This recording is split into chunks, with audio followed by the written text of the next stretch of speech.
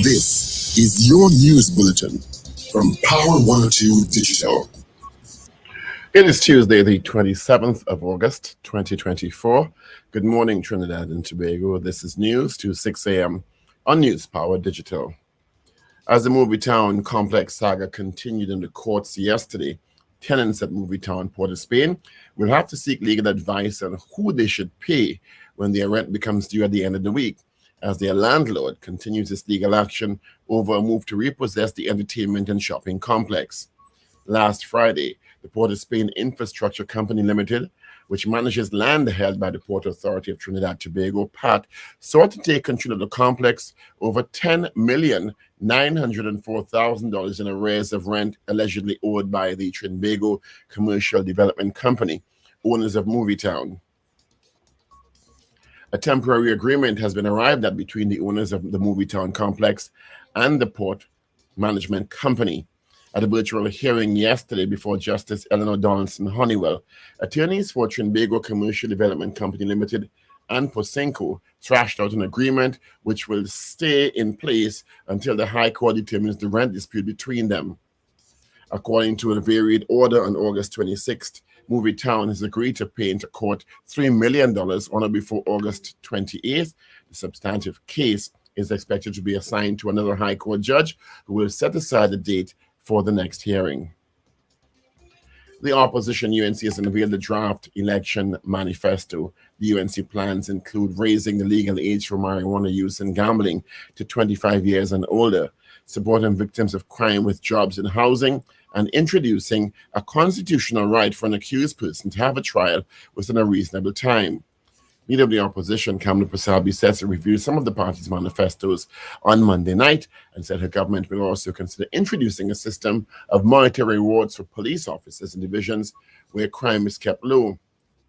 She promised if elected into office, there'll be no property tax or increases in water and electricity rates in this dire economic climate. She said the UNC has its draft manifesto and the first copy will be unveiled online later. She said the crime situation is out of hand because the criminal and civil justice systems were in a mess.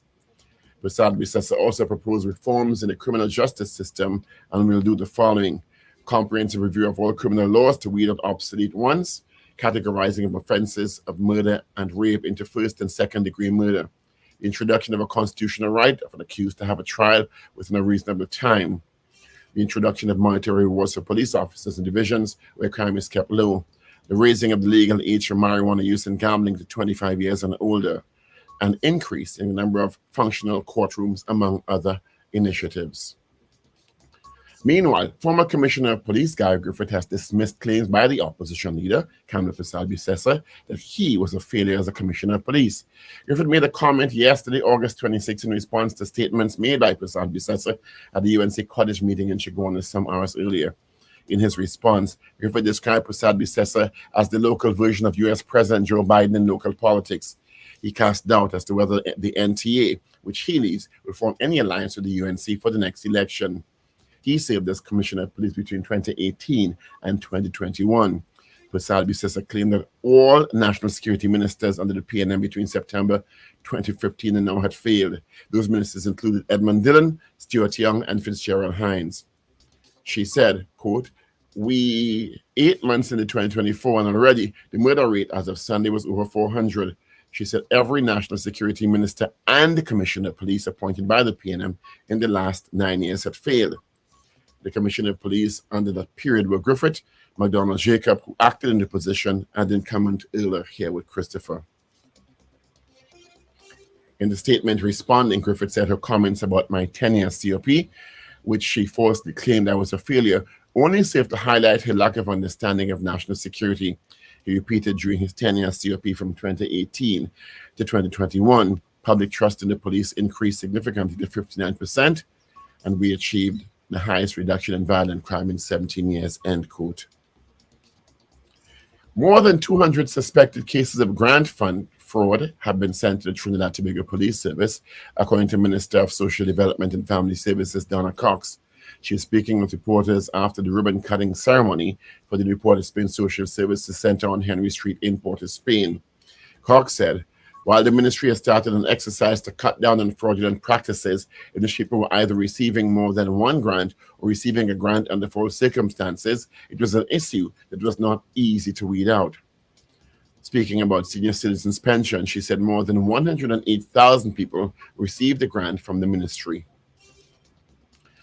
A DAB woman was killed and her husband chopped on Saturday night. The body of Rachma Peters, 45, of Wilson Road in Barrackpore, was found with multiple injuries in the vicinity of the Heritage Production Tank Farm on Mohest Road in Barrackpore. Her husband, Ravi Samlal, 36, was treated at hospital for head injuries. Police were told on Saturday night Peters and Samlal were walking along Mohest Road extension in Barrackpore when around 7 p.m. Upon reaching the Heritage Production GN4 Tank Number 4, a vehicle of unknown color, make and registration stopped behind them. A man alighted from the vehicle and approached them. Description unknown, Wendell Samlal chopped to his forehead, rendering him unconscious. The report said when Samlal awoke, he could not find Peters and made his way home about half-mile away. He told his sister what happened and she contacted police and ambulance services. He was conveyed to the San Fernando General Hospital, where he was treated for a head injury. The body of Peters was clad in a gray top and bare and long purple jeans. The body bore injuries to the head, hip, and right leg. Her body was found around 10:15 a.m. and the police were contacted. Police cordoned off the area and responded to the scene where ASP Bannon, Sergeant Dukarian Adams, and other officers were investigating the offense. In news of the region, Jamaica's opposition, People's National Party, is urging the government to ensure Mpox isolation areas are secure. The appeal follows the World Health Organization's declaration of Mpox as a global public health emergency on August 14th. In response to this threat, civilians in the country's ports of entry have been heightened, but junior opposition spokesperson for health and wellness, Jesse James Clark, wants more to be done as strict adherence to isolation protocols for those affected or awaiting confirmation of this disease. And finally, former U.S. President Donald Trump suggested on Monday he may back out of the scheduled ABC News debate with Vice President Kamala Harris on September 10th. Speaking at a Vietnamese restaurant in Falls Church, Virginia, Trump said he watched ABC News this week on Sunday and didn't like how Senator Tom Cotton, Republican for Arkansas, was treated. He said that when I looked at the hostility of that, I said, why am I doing it? Let's do it on another network. I want to do it, Trump told reporters. In response to a question on whether he still plans to participate in the debate, Trump said, we're thinking about it. They also want to change the rules. You know, the deal is that we keep the rules the same. And all of a sudden, they want to make changes to the rules because she can't answer questions. Trump said he wants to have a fair debate and welcomes tough questions. And that is news to 6 a.m. right here on News Power Digital. We love major news coming your way at 7 a.m. right here on News Power Digital.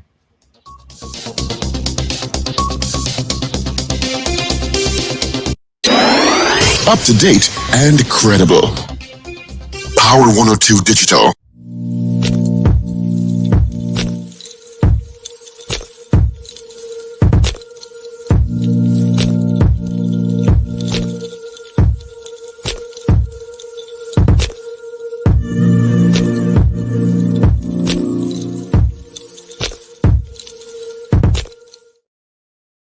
Tuesday morning, neighbors. How you doing on this, the 27th day of August? It is indeed. Thank you so much. On the show this morning, we just heard from Dr. Paul Richards. We'll hear from Richard Ragoobarsingh, Ruben and Shane. They're in the mix. And of course, my name is Steve Khan. Quickly, traffic-wise, nothing to tell you about.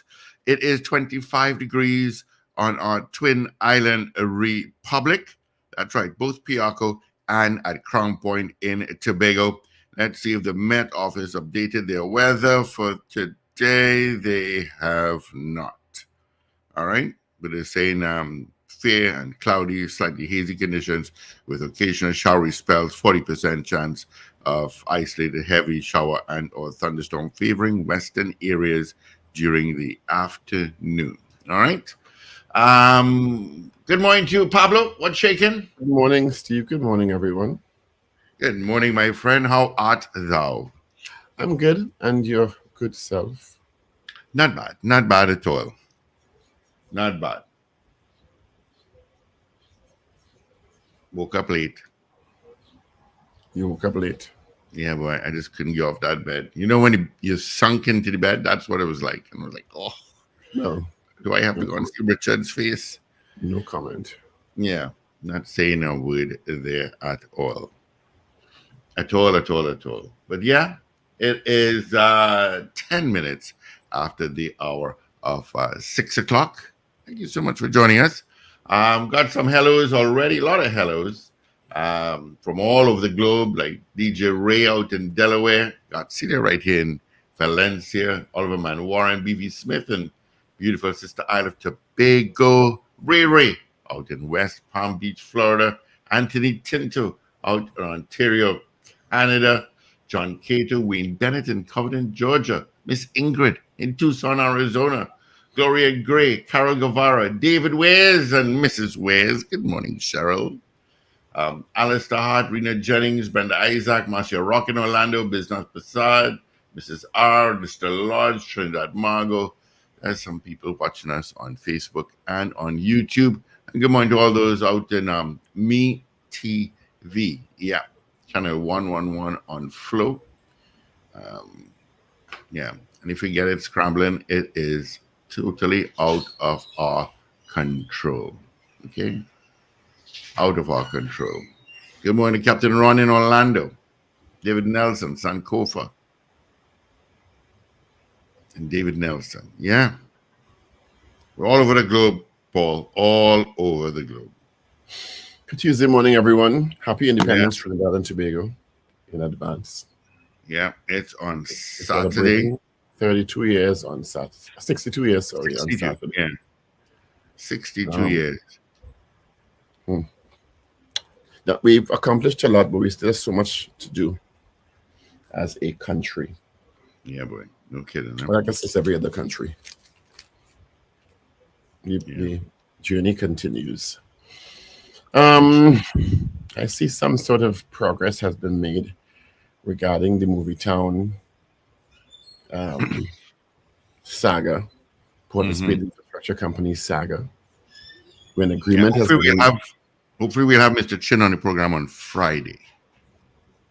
Agreement has been reached for $3 million to be paid on or before August 28th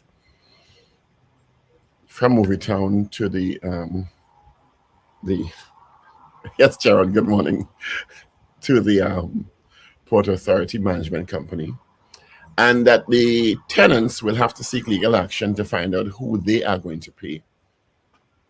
There's an arrears of $10 million, well, almost $11 million, $10,904,000 in rental arrears owed by the Trinidad Commercial Development Company, TCDC, which is Movie Town's owners, the parent company.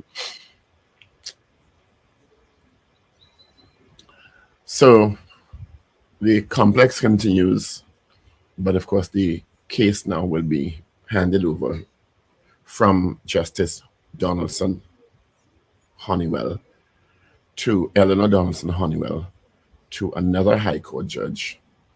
And a date will be set for the next hearing at which I guess they'll move it forward. So that happened yesterday. What also happened yesterday is the UNC unveiled, I think it's a draft general election manifesto. You know, it's leading up to a general election, so a lot of promises are being made on both sides. Well, on all sides. I mean, not say both sides, on all sides.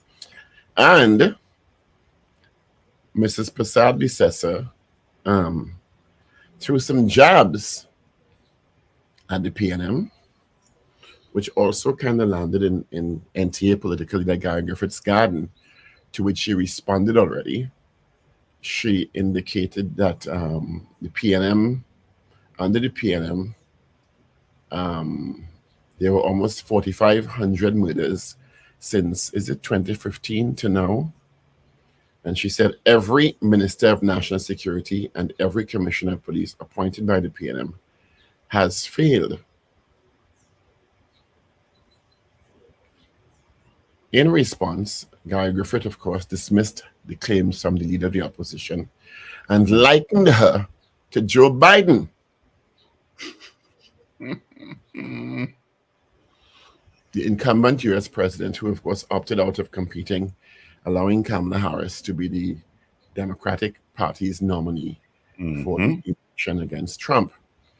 Pasabi Sessa claimed that all national security ministers under the PNM between 2015 and now had failed, including Edmund Dillon, Stuart Young, and presently Fitzgerald Hines.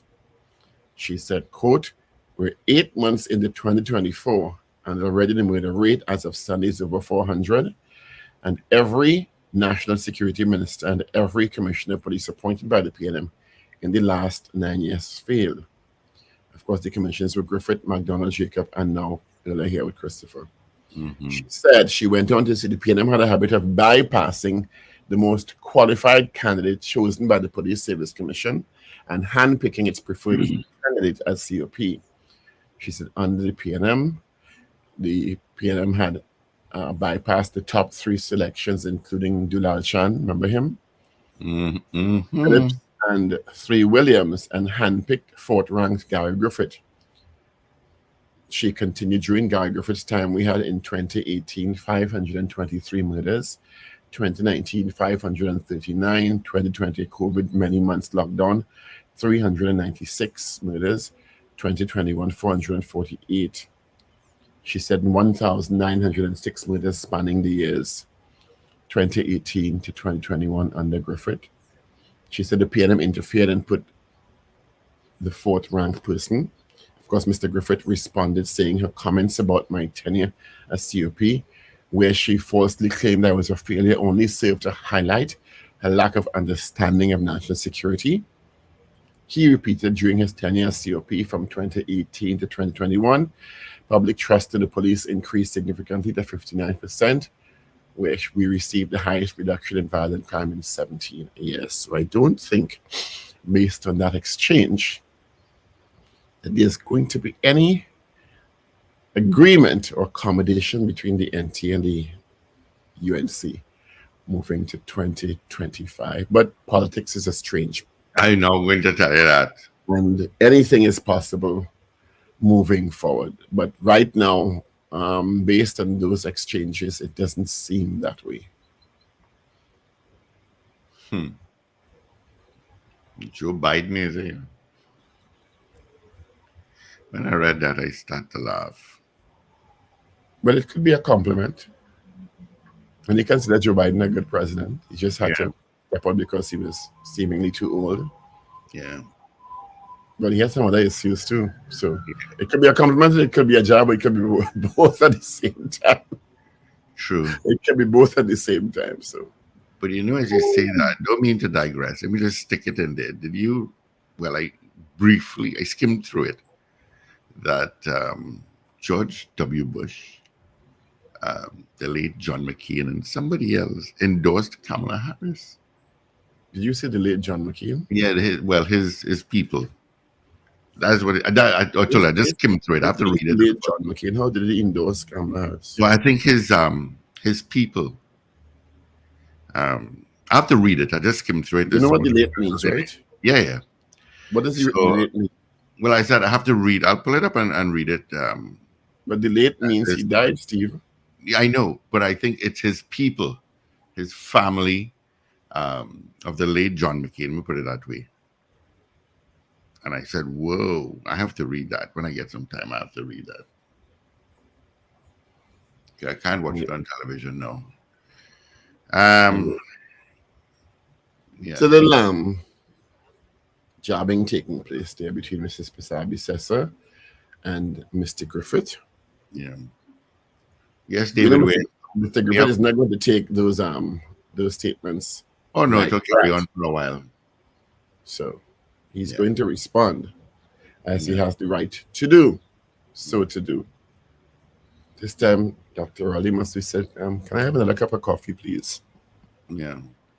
And sipping coffee. Can I have popcorn this hour of the morning? Never a dull moment. Never.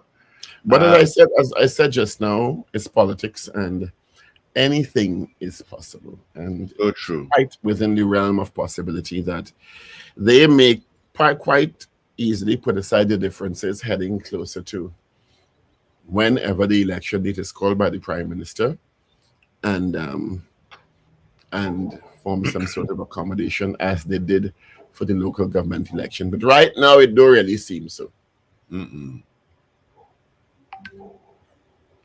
Tell you. Yeah.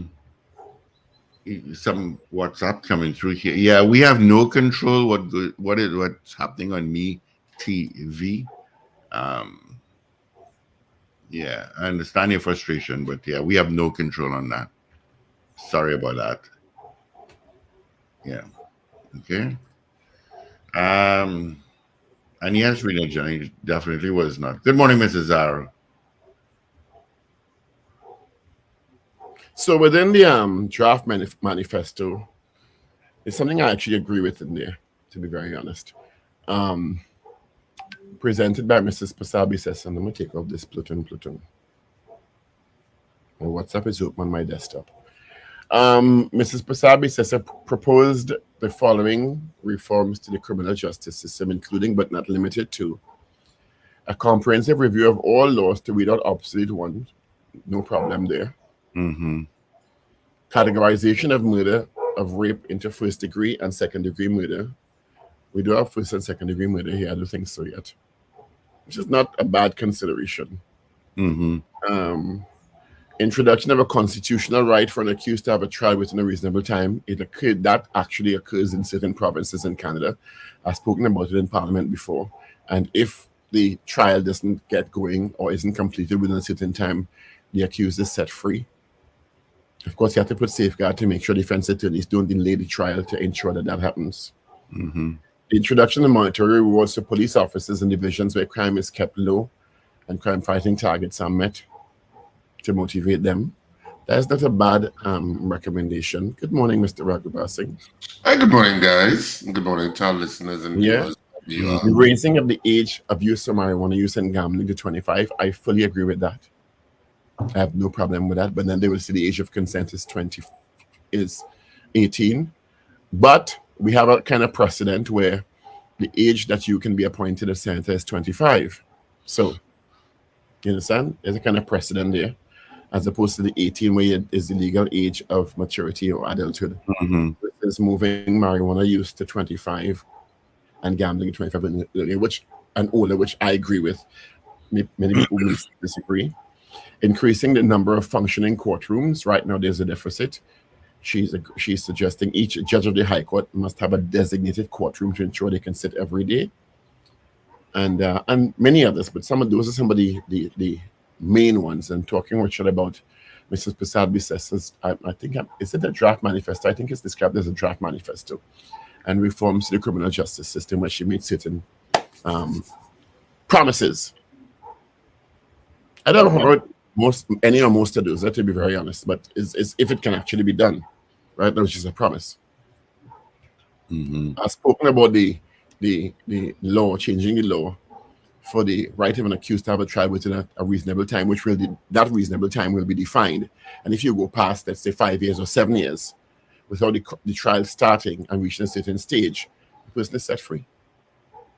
Because at that point, unless the state can prove it's the defense attorney stalling, it's on the state.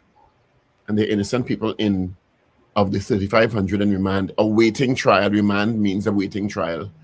One can imagine that not all of them guilty. Yeah. But that would be so. Remember, Section 34 was a version of that. Yeah. Section 34, when it became very controversial, because it was looked at through the issue of Barrackpore and all of the issues surrounding the airport at the time.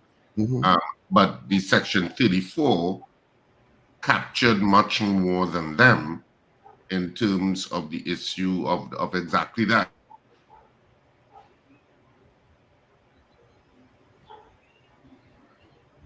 Stevie frozen.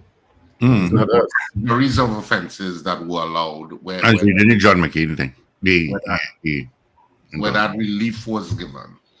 And that's what Section 34 attempted to capture, but of course, it got, but you know what it became. So So it's not. To me, it sounds like a rehashing of that in a different form, a clearer form. But that's ultimately what the aim was. The issue of the issue of court cases happening faster. I found it amazing that when Trini driver 47, I think is his name, showed his ticket in that viral video concerning the headlights, and where he's challenging the ticket, and his case is in 2028. Yeah, unbelievable. And I found that incredulous because that's a virtual hearing. And yet he was in 2028 to challenge a ticket. A traffic ticket. Traffic ticket. It's traffic ticket. That's crazy. I don't know how the judiciary explains that. Because I'm saying it has to be the judiciary system. Because you're challenging it through the court system. How does it posit a date in 2028 for the simple nature of challenging a ticket? A traffic ticket. In 2028? Who's going to even remember the circumstances of that? I mean, he has the video, yes. You see, a lot of it, but it's easy for the public to blame the police for everything. So nobody, remember the judiciary in this country, that kind of secret cover. Oh, yes. How dare you talk about the judiciary? Oh my God, it's the judiciary.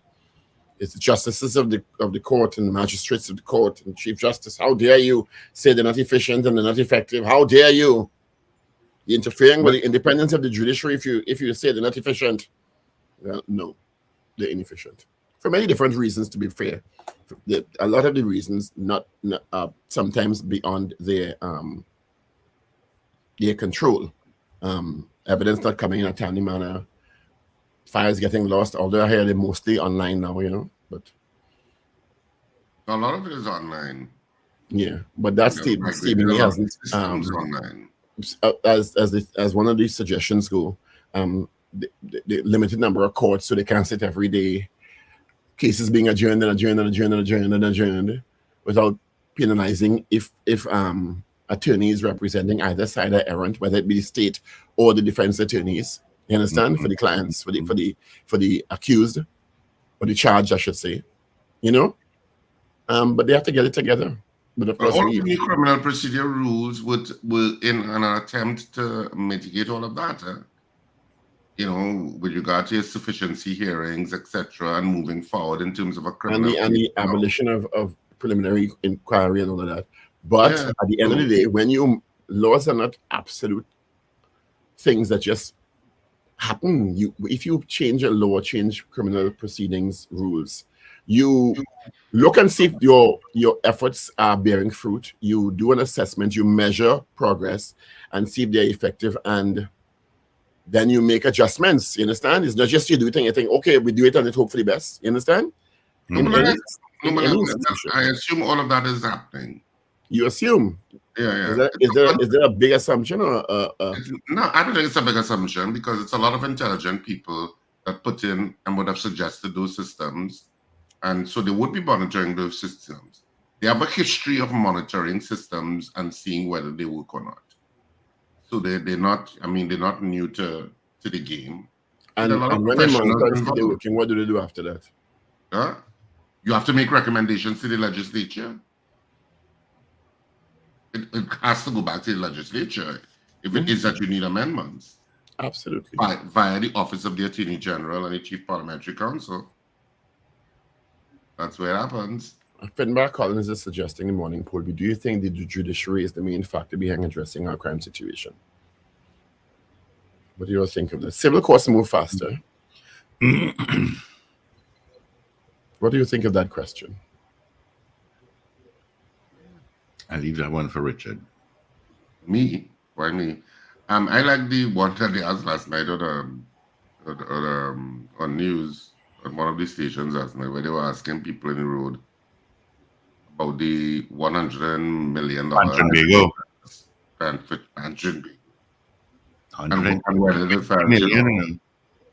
whether they supported the building of the new headquarters for Trinbago. No. Supporting a building a headquarters is one thing. Supporting $100 million headquarters is something else. Yeah, I don't think anyone can have an issue with supporting a headquarters of but it was the figure that they were asking. It's whether or not you support $100 million headquarters of Trinbago. 120. Okay. Unbelievable. So, I found a story here, Paul, where hundreds of former Bush and McCain and Romney staffers endorse Harris. More than 200 Republicans who worked for President George W. Bush, Senator Mitt Romney, and the late Senator John McCain have endorsed Vice President Kamala Harris, warning in a letter that a second Trump presidency, quote, will hurt real everyday people and weaken our sacred institution, end quote. Well, there's several Republicans who have come out and publicly supported Kamala Harris and said they don't want another Trump presidency because he's a horrible person and he was a horrible president. So it's not new. See, he's now hemming and hawing and saying he doesn't think he get a fair debate on ABC and looking to pull out. I'm not surprised one bit. I think he knows Kamala Harris will eat him raw in the debate. Kamala Harris is not Joe Biden. She's not going to stumble and freeze. She's a prosecutor and was a successful prosecutor, and she will destroy him in a debate, in my opinion. In her Democratic speech at the convention, she didn't stumble once in that speech. She's on home ground there, but I mean, I think he knows because he's already lagging in the polls behind her. If and when they debate, and she takes him on, she is not the president, U.S. president. Okay. Speaking of which, Richard, we can go back to the story that you're here. There's a kind of war of words between Mrs. Basabi-Sessa and, well, I can't say it's a war of words because Mrs. Basabi-Sessa just made a statement and Guy Griffith responded, saying that the PNM, every national security minister and commissioner of police appointed by the PNM has failed. Of course, that includes Guy Griffith, right?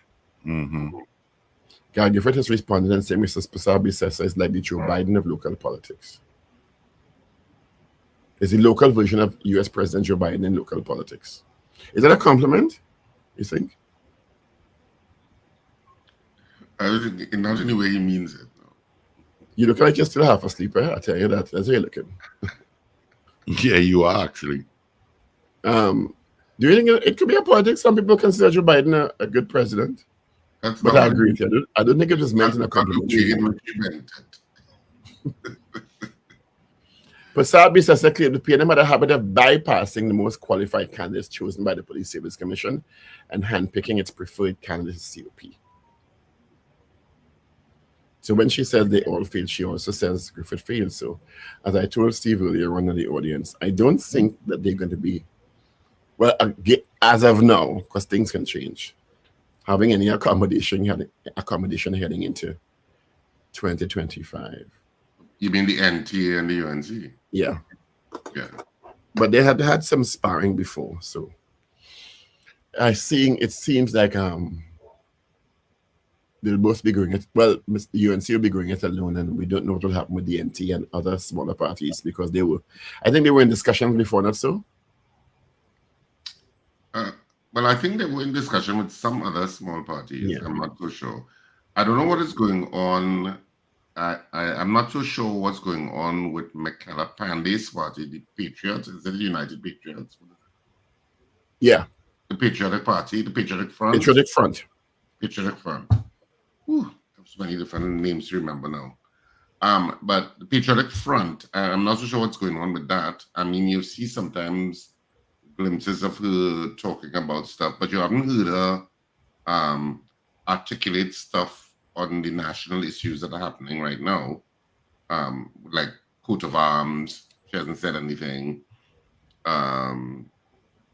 Whatever else is happening, I guess. She hasn't really said much. Even the constitutional reform issue, she hasn't said much yet.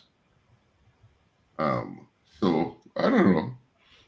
Maybe they are still regrouping before you have your planned strategy of how you're rolling out your campaign. Because you have to be talking about rolling out your campaign at this point for 2025. You have to. And the more visible you are, the better that people know you exist. The people know that you're still on. Let me make a statement. Makila Pandey, who I like very much, I think has a lot of great ideas, I think has the right spirit, has to carve her own space in local politics, and because she's not going to be able to depend on the legacy of her father, which I think she is now. I think a lot of her political capital comes from the legacy of her father, and she has to be able to define herself as her own politician. Mm-hmm. Am I wrong? No. Yeah, and that is what the challenge Makila Pandey faces, coming out of the shadow, because coming out of the shadow of somebody as monumental politically as the late Basdio Pandey is a difficult prospect. Yes, he will give you a bump because in many circles he's respected, and the outpouring of love and appreciation since his passing. But that can only go so far for Makila Pandey. She has to define herself as a politician on her own. And I don't think she's done that successfully yet. And people like her. She's very likable. You understand?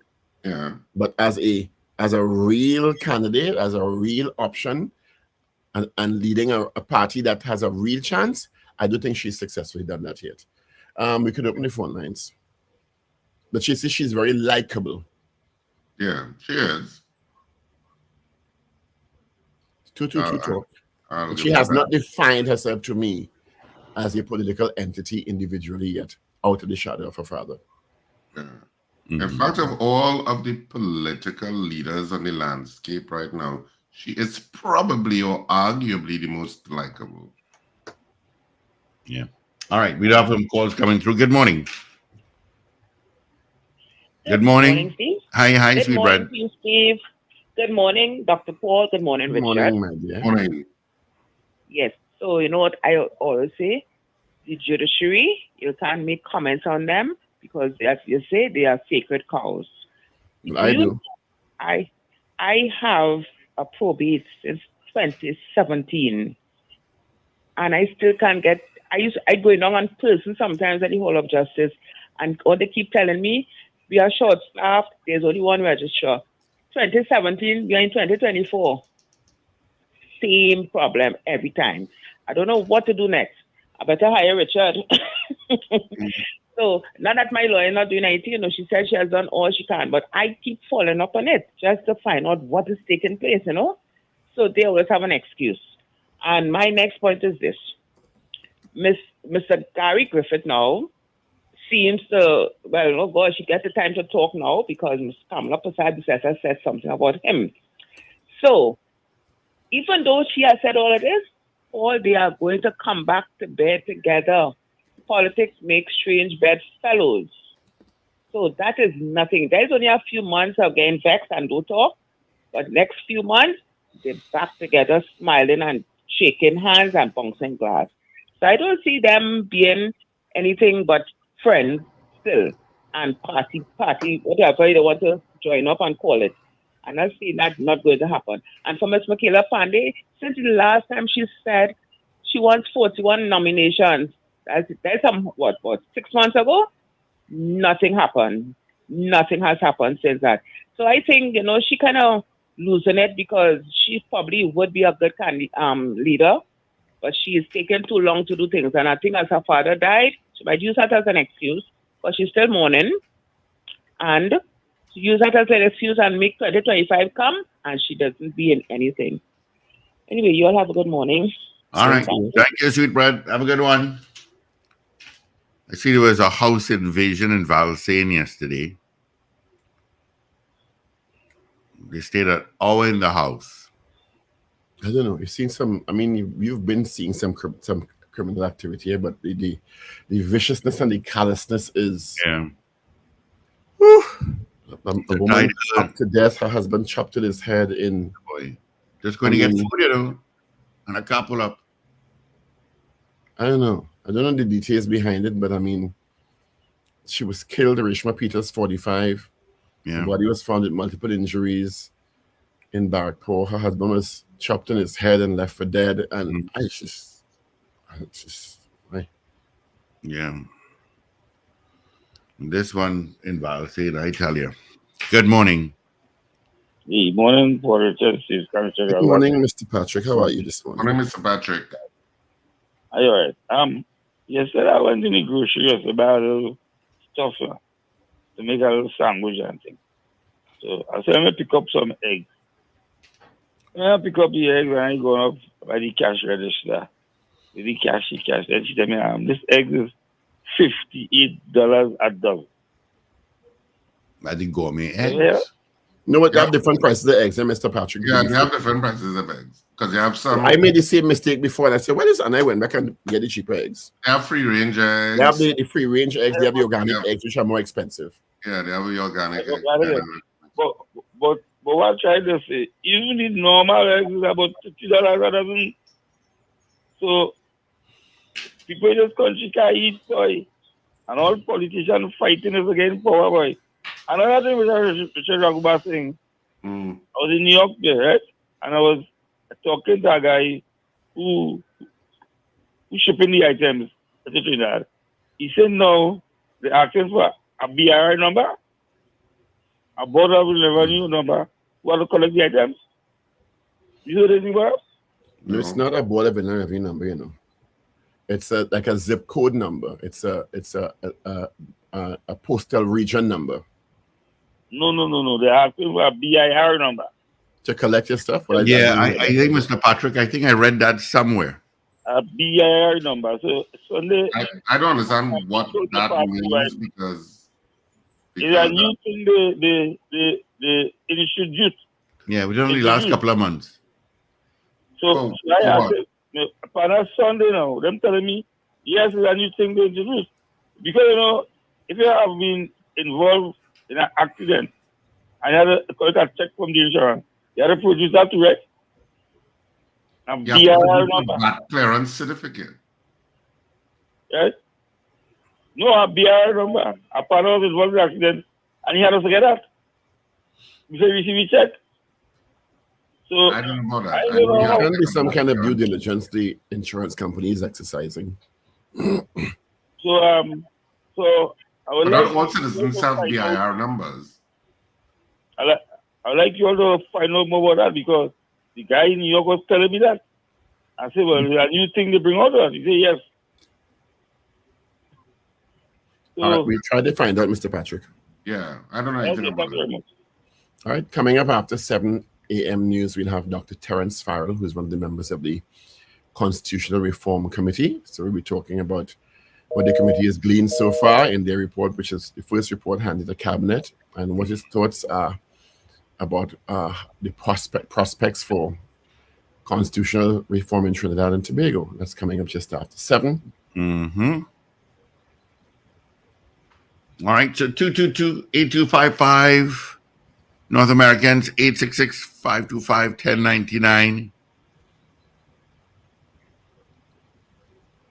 So those are some of the big stories rotating this morning. Of course, there's some type of agreement reached where Movitown is to pay $3 million to the port management company, Posinco, on or before August 28th. But the tenants have been advised by the judge to seek legal advice on who they should pay their rent to at the end of this week, which is month in August. Whether they should pay to Movitown or whether they should pay to the port people. To the port. I would always say pay to whom your contract.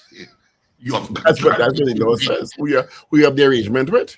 Mm-hmm. You're supposed to pay to nobody who you have an arrangement with. Because you signed it. And after all clear that they say, you know, you didn't pay me for you didn't pay me my rent, you know. Mm-hmm. Yeah, who you pay? Who you pay them? Who you renting from them? You renting from me. I rented from them. You renting from me. Not so? Mm-hmm. So I hope they know what they're doing. Yeah. Well, the judge didn't say to pay to the port. They said to seek legal advice on who to pay to. So yeah.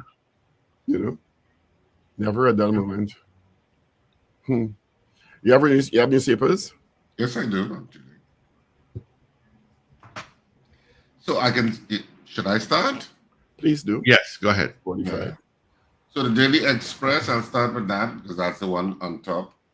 Of course, today is Tuesday, August 27th. To whom should Movie Town rent be paid? Tenants in a bind. Chin's TCDC agrees to place $3 million in escrow. All of that is on the front page. Ministry of Social Services grant fraud. Cops probing 200 cases. And Spirit Mask withdraws costume name as the Datalaria Temple objects. And a model displays the intricate details of the Tria costume from the Spirit Mask Carnival 2025 presentation. So apparently they have withdrawn the name of the costume. So that's it for the front page of the Daily Express. On the back page, Samuel Lavington Corporation workers protest for outstanding money, pay up $4 million. Faris, that's the headline on the back page. And the main sports headline, which is inside, bringing back the vibes. Wendy's look for 3-0 T20 sweep against South Africa. Newsday for today on the front page of the Newsday. Movie Town landlord reached temporary agreement, Chin to pay $3 million. Kamla says no to cashless Trinidad and Tobago. I can't understand why. And Esther Samblal touches the bandage head of her brother, Ravi Samblal, who was chopped in an incident in which his common-law wife, Rishma Peters, was discovered dead along Moes Road, Penal, on April 25th. So that's the main picture on the front page of the Newsday. And on the back page of the Newsday, Dotton hailed as super over queen. TKR hunt spot in WCPL final, and TKR's Goswami, WCPL LA pathway, a pathway for girls. Guardian, Trinidad and Tobago Guardian for today. Front page. Tenants in limbo. Judge avoids ruling on who should collect Movie Town rent. Tenants in limbo. Cops kill wanted man in Point Fortin. New home for Pan. A perspective of the... Is it 100 or 108 million, Richard? Say what? Is it 100 or 108 million? I'm trying to do the question. For the new home for Pan? Yeah. 120. Let me just, 120 million, they said. let me just look into it.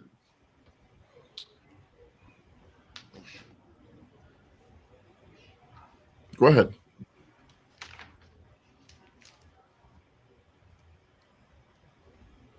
Go ahead, Rich. $120 million. Yeah. It's 120, okay. Yeah, but be sharing its new $120 million home with a ministry, but other offices and stuff. And man survives cutlass attack, but wife found dead. And on the back page of the Trinidad and Tobago Guardian, DeGans opens world's medal quest. So that's it for the three dailies. So, is it that the state is paying for this headquarters of Trinbago? That's where the query comes in? Well, the state is financing it, but as far as I'm aware, but the state is also going to be one of the tenants. The Ministry of Tourism, I think, is going. Ministry of Tourism and Culture, is that what the name of it is? I think they're also going to be tenants too. So I'm not so sure. It's not just going to be. It's not just spanning the building, so to speak. But the building will be owned by Trinbago because land was given to them, not so?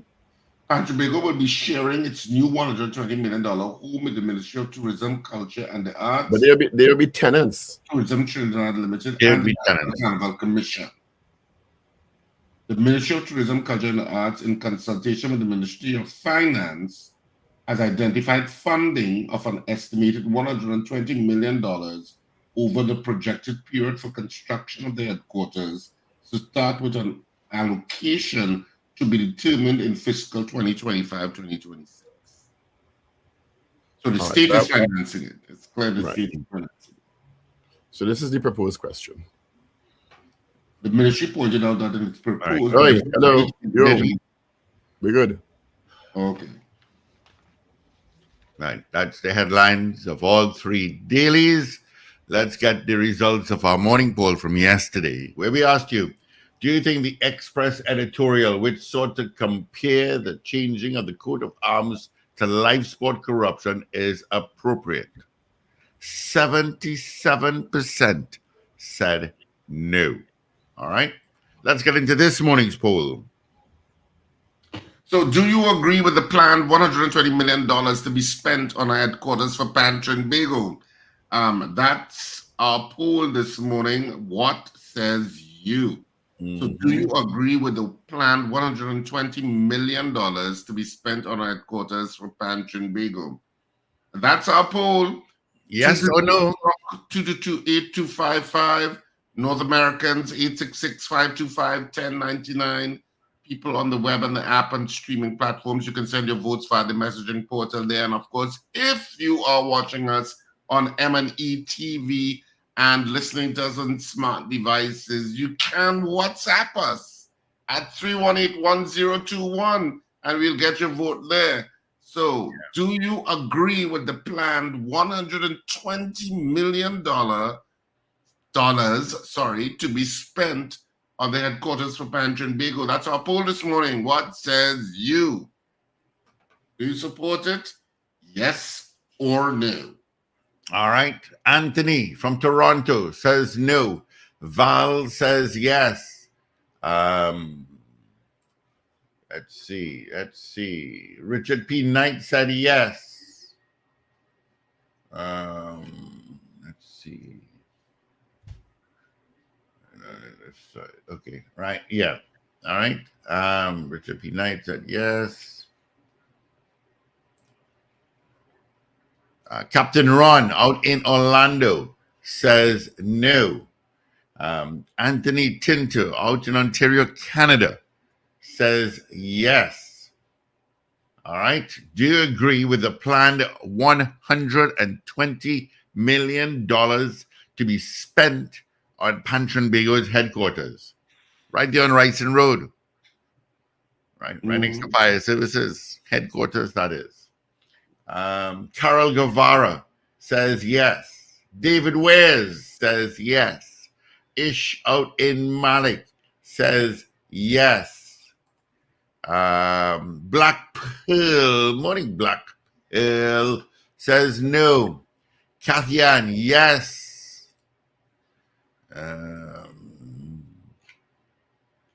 All right, so 222-8255, you call us, answer our poll. Do you agree with the planned $120 million to be spent on headquarters for Trinbago? Vincent says yes. Evans David says no. Kenwin, no. Roger Seawing, no.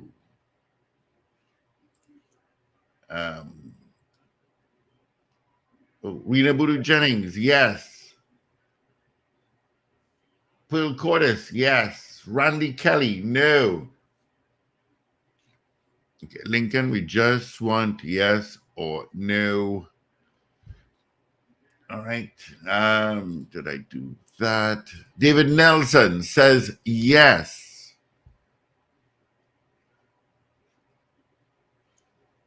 Randy Kelly, no. Julie S. Batiste, no. Lord. CJ New York, yes. Zena sent to say hello. Okay. All right. No problem. Alistair Hart, yes to the poll. Thank you, Alistair.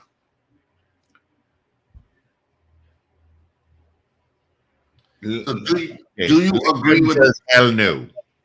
So do you agree with the planned $120 million to be spent on headquarters for Trinbago? That's our poll this morning.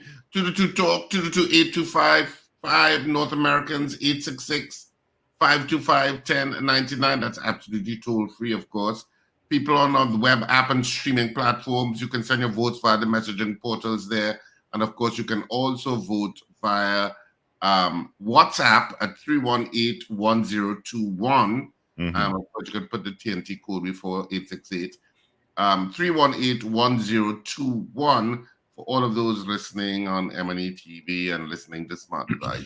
Yeah. You have alternative methods of voting. Do you agree with the planned $120 million to be spent on headquarters for Trinbago? That's our poll this morning. Ray Garcia says no. Lester Craigswell says yes. Hector, no. Thomas Diaz, no. Zena, yes. Patricia McLean says yes. Finbar Collins, yes. Peter says yes. Up North says no. Finbar Collins says yes. Oliver Man Warren says no. All right, you can WhatsApp at 318-1021. That's 318-1021. That's WhatsApp. Or you can call us at 222-8255. Toll-free number for North Americans, 866-525-1099. All right. Do you agree with the planned $120 million to be spent on the headquarters for Trinbago, right there on Ryson Road? DL, yes. Somebody else says no. CJ says no. Okay. DL says yes. I got that. All right. You have 2.5 minutes again to vote on our morning poll. Any on WhatsApp? I just did that. Of course, as Paul said, our guest next hour is Dr. Terence Farrell. Do you agree with the plan 120 million buckaroos to be spent on headquarters for Trinbago? Yes or no? 6 stories, Ryson Road. The old TT Post building, if you want to call it that. The old mail center or something. I find I don't know what the top of the building looks like, but I find the design could be a little bit more creative than what they have. I'm sorry. Beverly Ramsey Moore said the roof of the building is going to be more like an entertainment area. Just having this grid work of pans in front does not make it an architecturally designed pan building. I find it could be a little bit more inventive. So I'm sure there are architects out there that could come up with something that is a little bit more original. The way the Prime Minister spoke, and he said it would be no building like it ever anywhere on the planet. And when I look at it, it's basically a slightly curved rectangular building with just the grid work of the pan to the front. The pan, yeah. I thought it was going to be something maybe designed like a pan, something interesting. Yeah. Slick Money Grip says yes. Good morning, caller. Morning, guys. DJ Ray, yeah. All right, DJ Ray out in Delaware. Thank you.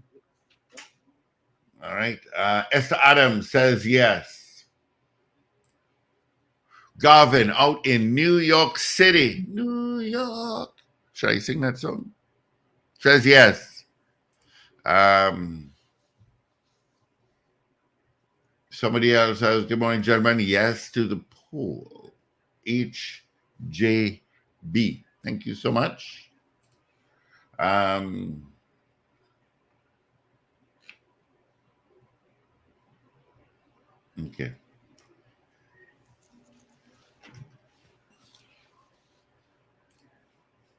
Keep voting. I'm waiting to read some. Come on. Right. Okay. Jared Garcia says yes. All right, Jared, thank you so much. Of course, our poll is going to stay up until tomorrow morning on our mobile app, which you should have by now. Just for Power 102 Digital, whatever platform you're on. And on our website, you can actually go to power102fm.com. All right. Let's see. Let's see.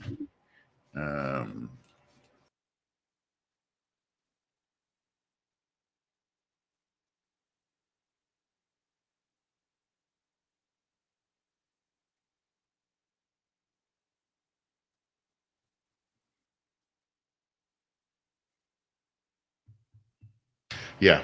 All right. Okay, let's get into our major news at this time. Evie is in.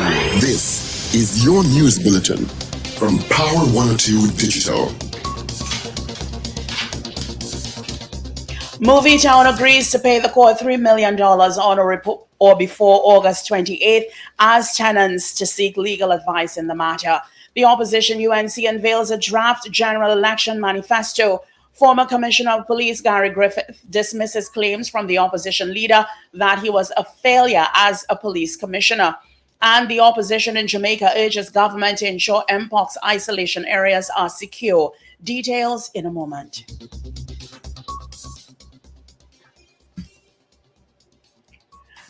This is news to 7 o'clock on Power 102 Digital. I'm Afril Sintil-Bab. Good morning.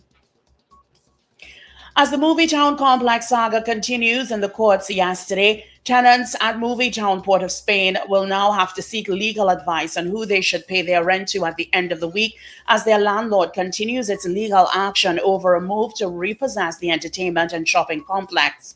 Last Friday, the Port of Spain Infrastructure Company Limited, POSINCO, which manages land held by the Port Authority of Trinidad and Tobago, sought to take control of the complex over $10,904,121.23 in rental arrears allegedly owed by Trinbago Commercial Development Company Limited, TCDC, owners of Movie Town. A temporary agreement has been arrived at between the owners of Movie Town Complex, Entertainment and Commercial Center at Invaders Bay, Port of Spain, and the Port Authority Real Estate Manager, the Port of Spain Infrastructure Development Company.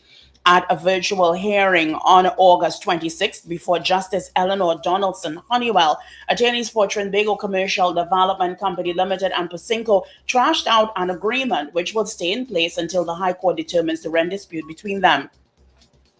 On August 24th, Donaldson Honeywell issued a late evening injunction which prevented POSINCO from communicating with Movie Town's tenants.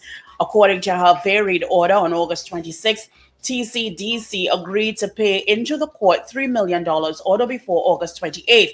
The substantive case is expected to be assigned to another High Court judge who will set a date for the next hearing.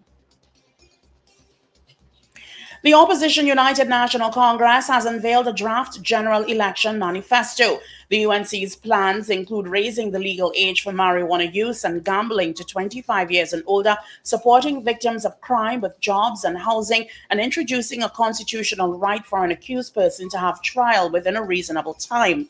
Opposition leader Kamala Persad-Bissassa, who revealed some of the party's manifesto on Monday night, said her government will also consider introducing a system of monetary rewards for police officers and divisions where crime is kept low. She promised if elected into office, there will be no property tax or increases in water and electricity rates in this dire economic climate. Persad-Bissassa unveiled the plans at the party's Monday night report at its Chaguanas headquarters. She said the UNC has its draft manifesto and the first copy will be unveiled online later. Persad-Bissassa said the crime situation is out of control because the criminal and justice system was in a mess. She also proposed reforms of the criminal justice system, including a comprehensive review of all criminal laws to weed out obsolete ones that are oppressive to a free democratic society or cause unnecessary bureaucracy, and categorization of the offenses of murder and rape into first-degree and second-degree murder. The draft manifesto also contains several other initiatives and aimed at managing crime in the country. Former Commissioner of Police Gary Griffith has dismissed claims from the opposition leader that he was a failure as police commissioner. Griffith made this comment on August 26th in response to statements made by Persad-Bissassa at a UNC cottage meeting in Chaguanas hours earlier. In his response, Griffith described Persad-Bissassa as the local version of U.S. President Joe Biden in local politics. He cast doubt as to whether the National Transformation Alliance, which he leads, will form an alliance with the UNC for next year's general elections. He served as Commissioner of Police from 2018 to 2021. Prasad Bisasi claimed that all national security ministers under the PNM between September 2015 to now had failed. Those ministers included Edmund Dillon, Stuart Young, and Fitzgerald Hines. She said that we're 8 months into 2024 and already the murder rate as of Sunday is over 400. She said that every national security minister and commissioner of police appointed by the PNM in the last 9 years has failed. The commissioners of police during that period were Griffith, MacDonald Jacob, who acted in the position, and incumbent Earl Harewood Christopher. She claimed that during Griffith's time, the murder rate for 2018 was 523. 2019, 539 murders. 2020, 396 murders due to the COVID lockdown. 2021, 448 murders, 1,906 murders spanning the years 2018 to 2021 under Griffith. In a statement responding to the statement, Griffith said that her comments about his tenure as Commissioner of Police, where she falsely claimed that he was a failure, only served to highlight her lack of understanding of national security. He repeated that during his tenure as Commissioner of Police from 2018 to 2021, public trust in the police increased significantly to 59%, and they achieved the highest reduction in violent crime in 17 years. More than 200 suspected cases of grant fraud have been sent to the Trinidad and Tobago Police Service, according to Minister of Social Development and Family Services, Donna Cox. The minister was speaking with reporters after the ribbon-cutting ceremony for the new Port of Spain Social Services Center on Henry Street in Port of Spain. Also present was the ministry's permanent secretary, Lenore Batiste-Simmons. Cox said while the ministry has started an exercise to cut down on fraudulent practices in which people were either receiving more than one grant or receiving a grant under false circumstances, it was an issue that was not so easy to weed out. Speaking about the senior citizens pension, she said more than 108,000 people received the grant from the ministry. A Debe woman was killed and her husband chopped on Saturday night. The body of 45-year-old Rishma Peters of Wilson Road in Barrackpore was found with multiple injuries in the vicinity of Heritage Production Tank Farm on Mohas Road in Barrackpore. Her husband, 36-year-old Ravi Samlal, was treated at the hospital for a head injury. Police were told on Saturday night Peters and Samlal were walking along Mohas Road Extension in Barrackpore when at around 7 p.m., upon reaching the vicinity of Heritage Production GN4 Tank Farm number 4, a vehicle of unknown color, make and registration number stopped behind them. A man alighted from the vehicle and approached them, description unknown, who dealt Samlal a chop to his forehead, rendering him unconscious. The report stated that when Samlal awoke, he could not find Peters and made his way to his home about a half-mile away. He told his sister what occurred, and she contacted the police and ambulance services. Samlal was conveyed to the San Fernando General Hospital, where he was treated for a head injury. The next morning, relatives searching for Peters found her body at around 10:15 a.m. and contacted the police authorities. The body of Peters was clad in a gray top and a pair of long purple jeans. The body bore injuries to the head, hip, and right leg. Investigations into the incident are continuing. You are listening to news on Power 102 Digital to 7 o'clock. Further afield, in Jamaica, the opposition People's National Party is urging the government to ensure Mpox isolation areas are secure. The appeal follows the World Health Organization's declaration of Mpox as a global public health emergency on August 14th. In response to this threat, surveillance at the country's ports of entry has been heightened, but junior opposition spokesperson for health and wellness, Jesse James Clark, wants more to be done, such as strict adherence to isolation protocols for those affected or awaiting confirmation of the disease. We would have had some experience with monkeypox as early as 2022 here on the island, and there were some mistakes that were made. We're hoping that they won't be repeated. One of the key things is when persons are isolated for suspected to have the disease or we are waiting for confirmation that they do actually have the disease, that isolation period, we want to ensure that is strictly adhered to. We had seen in the past where persons who were supposed to be in isolation happened to leave the hospital or leave the area that they were in isolation. So we want to ensure that proper isolation areas are created for them before we actually have another case of monkeypox here locally. Well, finally, here's your weather news for the period today till midnight. Trinidad and Tobago, hot and sunny conditions will be interrupted by partly cloudy spells with showers. There's a medium chance of isolated heavy showers or thunderstorms favoring western areas. Nighttime mostly fair despite isolated showers. Please note gusty winds and street or flash flooding may occur in or near heavy showers or thunderstorms. You can expect a temperature high of 34 degrees Celsius at Piarco International Airport and 33 degrees Celsius at Crown Point in Tobago. Currently, the temperature at Piarco is 24 degrees Celsius, 26 degrees Celsius, and it is 27 degrees Celsius at Crown Point in Tobago. Recapping your headlines to 7 o'clock, Movie Town agrees to pay the court $3 million on or before August 28th as tenants seek legal advice in the matter. The opposition UNC unveils a draft general election manifesto. Former Commissioner of Police Gary Griffith dismisses claims from the opposition leader that he was a failure as police commissioner. And the opposition in Jamaica urges government to ensure Mpox isolation areas are secure. I'm Avril Sindhill-Bab. That was news to 7 o'clock on Power 102 Digital. Look out for more news in detail at 12 noon and an update at 8 o'clock this morning. For more details, log on to power102fm.com.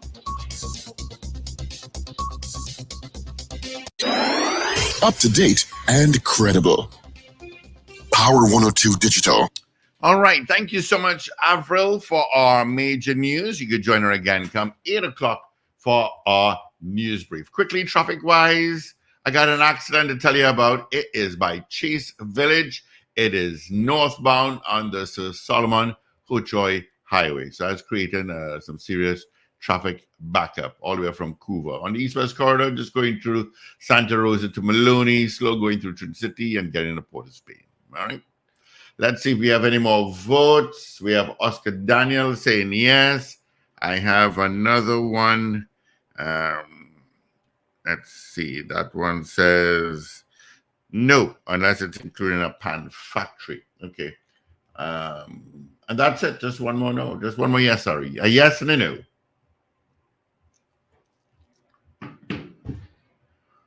All right, Rich, let's get the results. All right, so we had 43 people voting on the poll this morning in the allotted time. And our poll this morning was, do you agree with the planned $120 million to be spent on headquarters for Trinbago? Of the 43 people voting on the poll this morning, 26 of you said yes, you do agree with it, and 17 of you said no. So 26 said yes, they support the building of the headquarters for $120 million. Yes. And 17 said no. Make that 18. Cascade saying that said no. So I have a question, which I'm sure will arise. So what if Tuco want the $100 million in the headquarters too? Mm-hmm. Well, then Trinbago could share. So, Or the National Chutney Organization. I don't know what he will say. Or the National Chutney Organization. Open that Each kind of organization. What airport. if the National Chutney Organization, or what if the National Parent Association want $100 million in the headquarters too? Mm-hmm. You know that coming. Oh yes, oh yes. You know that. It's something I said. It's gonna come. I have a crystal ball, you all know that, right? Anyway, let's say good morning to our guest. Good morning, Dr. Farrell. Thank you for joining us. Could that come in? Thank you for joining us. Very welcome, Paul. Good to be here. Thank you, Dr. Farrell, for joining us. Of course, Very Paul and You understand my questions, right, Dr. Farrell? You've been around long enough. I've been around a long time. That's right. Those are coming. They can be considered no less legitimate. Yes, pan is a national instrument, but they are critical, important artistic expressions in Trinidad and Tobago. And they are not to feel slighted where we headquarters. Anyway, we're not here to talk about that. We're here to talk about constitutional reform. And you are part of the committee, Yes. appointed by the Honorable Prime Minister to galvanize public opinion on the issues related to constitutional reform. The committee has submitted its first report, if I'm not mistaken, to the Prime Minister. Would that be correct? That's correct. First and last, we don't have any more to go. Oh, you have no more. I thought, for some reason, I heard news that some extension had been given, but so your work is done. Yeah, the extension is given in order to prepare for the conference to come. Okay. Yeah. So there's a conference coming up to discuss the issues contained therein. Correct. Okay. Now, I attended one, the one in City Hall. Yes. And it was quite interesting. I don't think the committee, and you can correct me if I'm wrong, What do you? But let me ask the question: how do you think the response had been to the call for the public to come out and give their opinion? Let me start with that question. Well, quite frankly, I think it was excellent, and let me try to explain why. We received over 800 submissions by email, and one of the things that I try to point out to people is that if you go back to the Wooding Commission in 1972-74, the Wooding Commission received 100 submissions, including one from myself.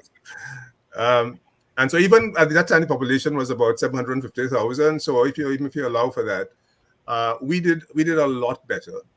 The second issue that is that I think people seem to think that if you want to get the views of people on a subject, and for example, you've just done your poll where you had 43 respondents, that you need to talk to thousands of people. That is simply not so.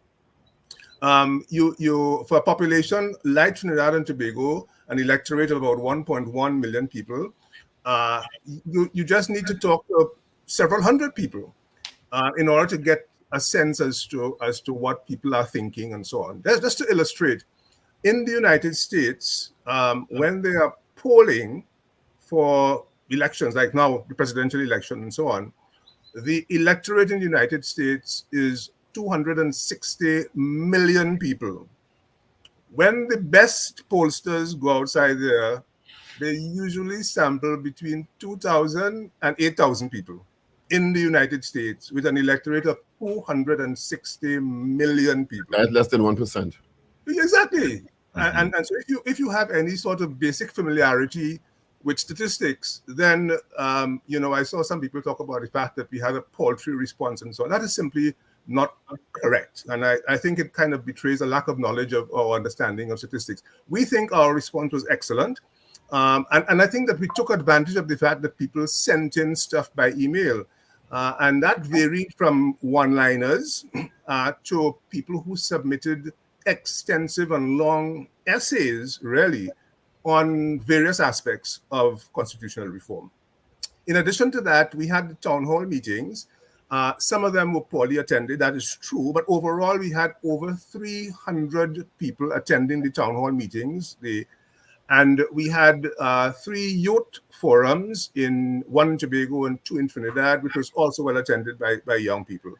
And that's an opportunity for people to talk, as you did when you came to the City Hall. People can talk and they can explain and they can elaborate on their views. So we think that the response was excellent. And moreover, when you look at what the responses we got, they are very consistent with what the Ramadan Committee got in 2013.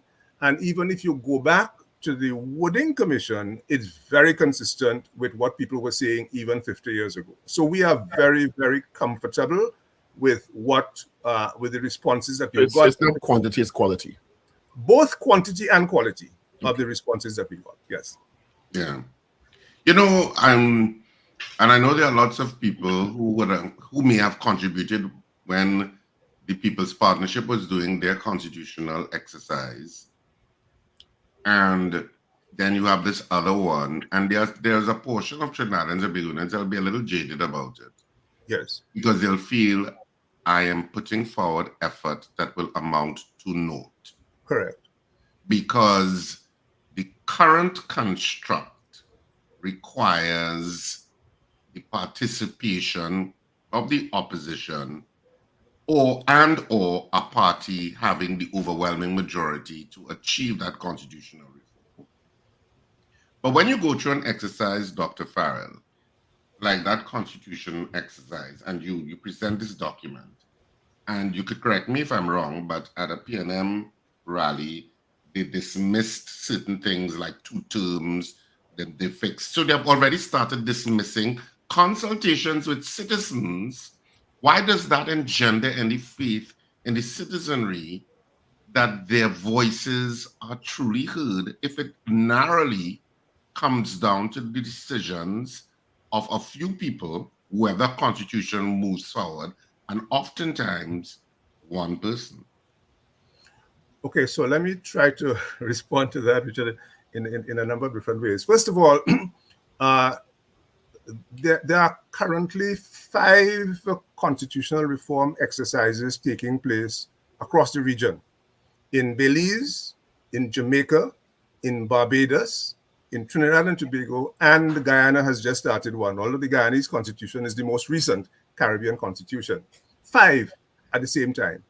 And I think what it is telling us is that there is a demand, if you like, for change of our constitutional arrangements, which were bequeathed to us by the British. And there's now a demand to change those arrangements, because those arrangements are clearly not working well for us. The second point I would make is that when you look at constitutional reform efforts across the globe, across the world, most of them actually fail. And the reason for that is not very hard to discern.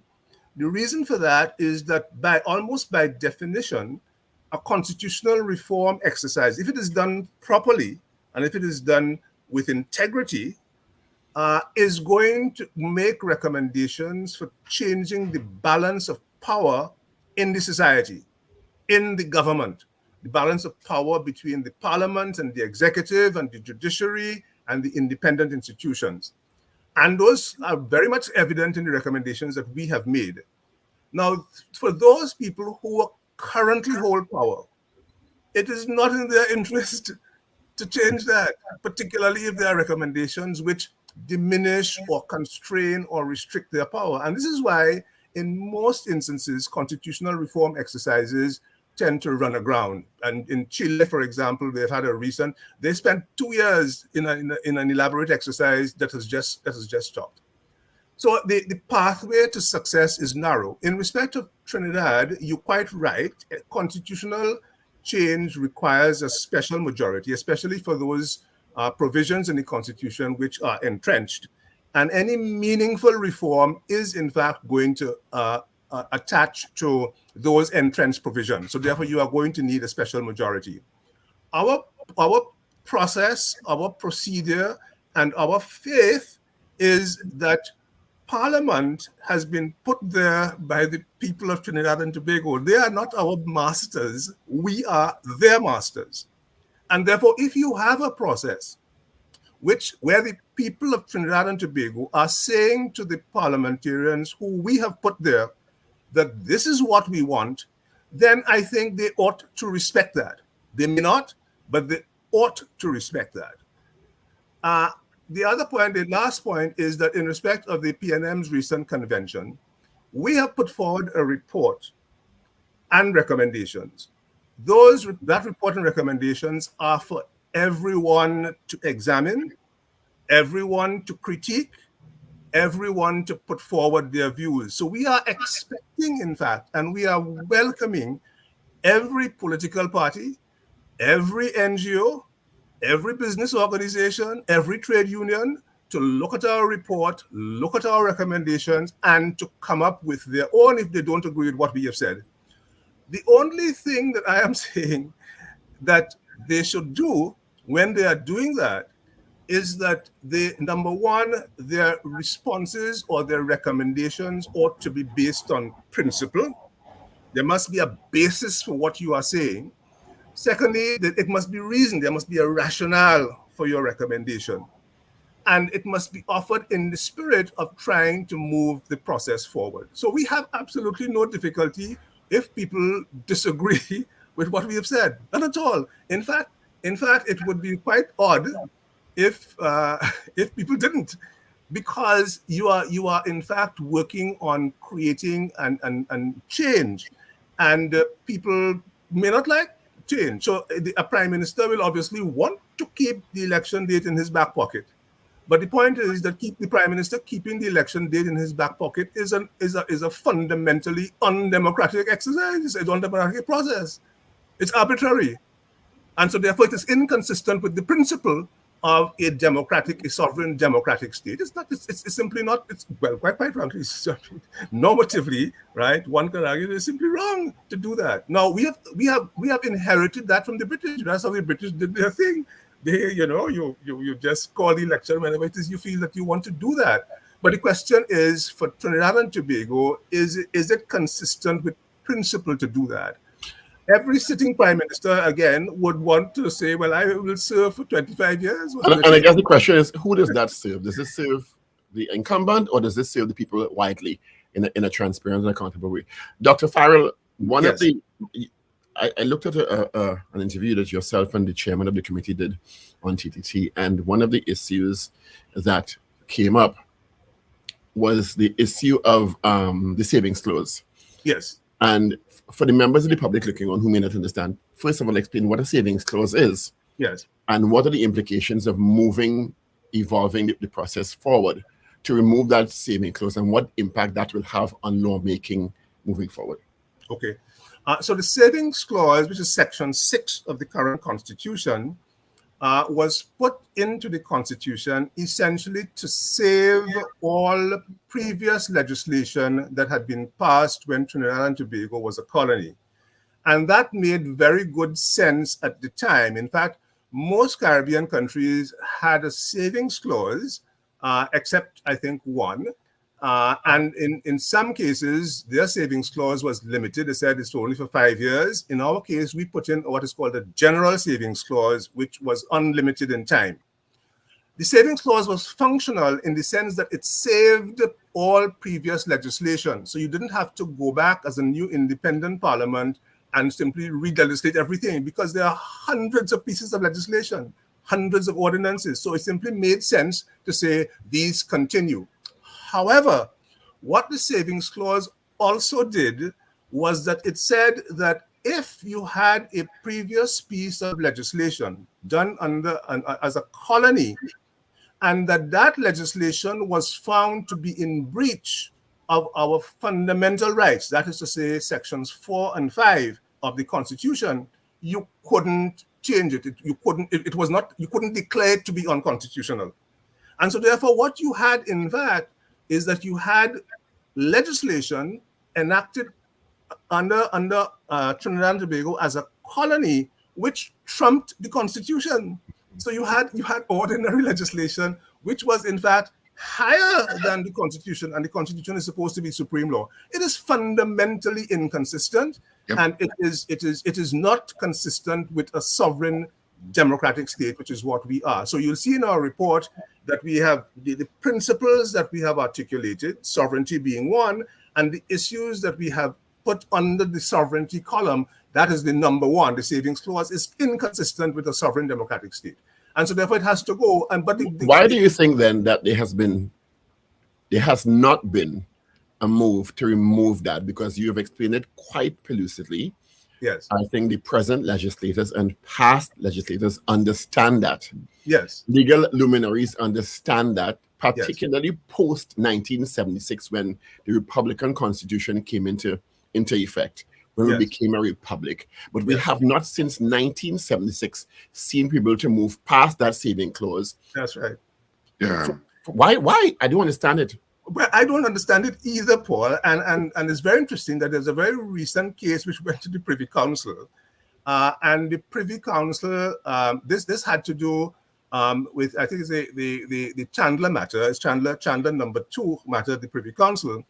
And the Privy Council said, listen, there's nothing that we can do about this thing. This thing may be unjust, but it is constitutional. It is constitutional because it is saved law, and we can't do anything about it.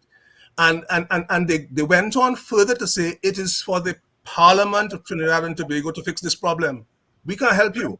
Now, the CCJ has a different perspective on the matter. The perspective of the Caribbean Court of Justice is that you cannot have anything, even if it is like a savings clause, which trumps the Constitution, which is the supreme law. And so therefore, the Privy Council, when that case has come up in other jurisdictions, for example, in the case of Barbados, it has come up and so on, they have said, no, you can't have that, okay? And they have struck it down. They have said that those provisions are unconstitutional, and therefore they have struck it down. The Privy Council refused to do that, and they said, let the Parliament fix it. And the Parliament has to fix it. It is about time.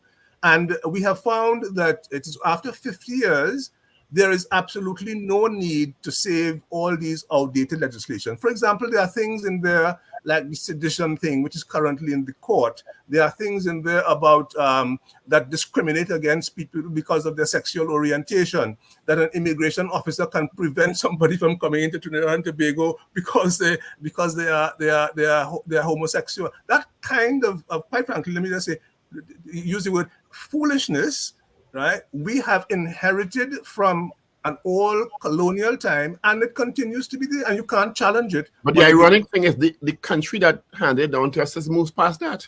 Oh, absolutely. This is the ironic thing. It's the ironic thing. Yeah.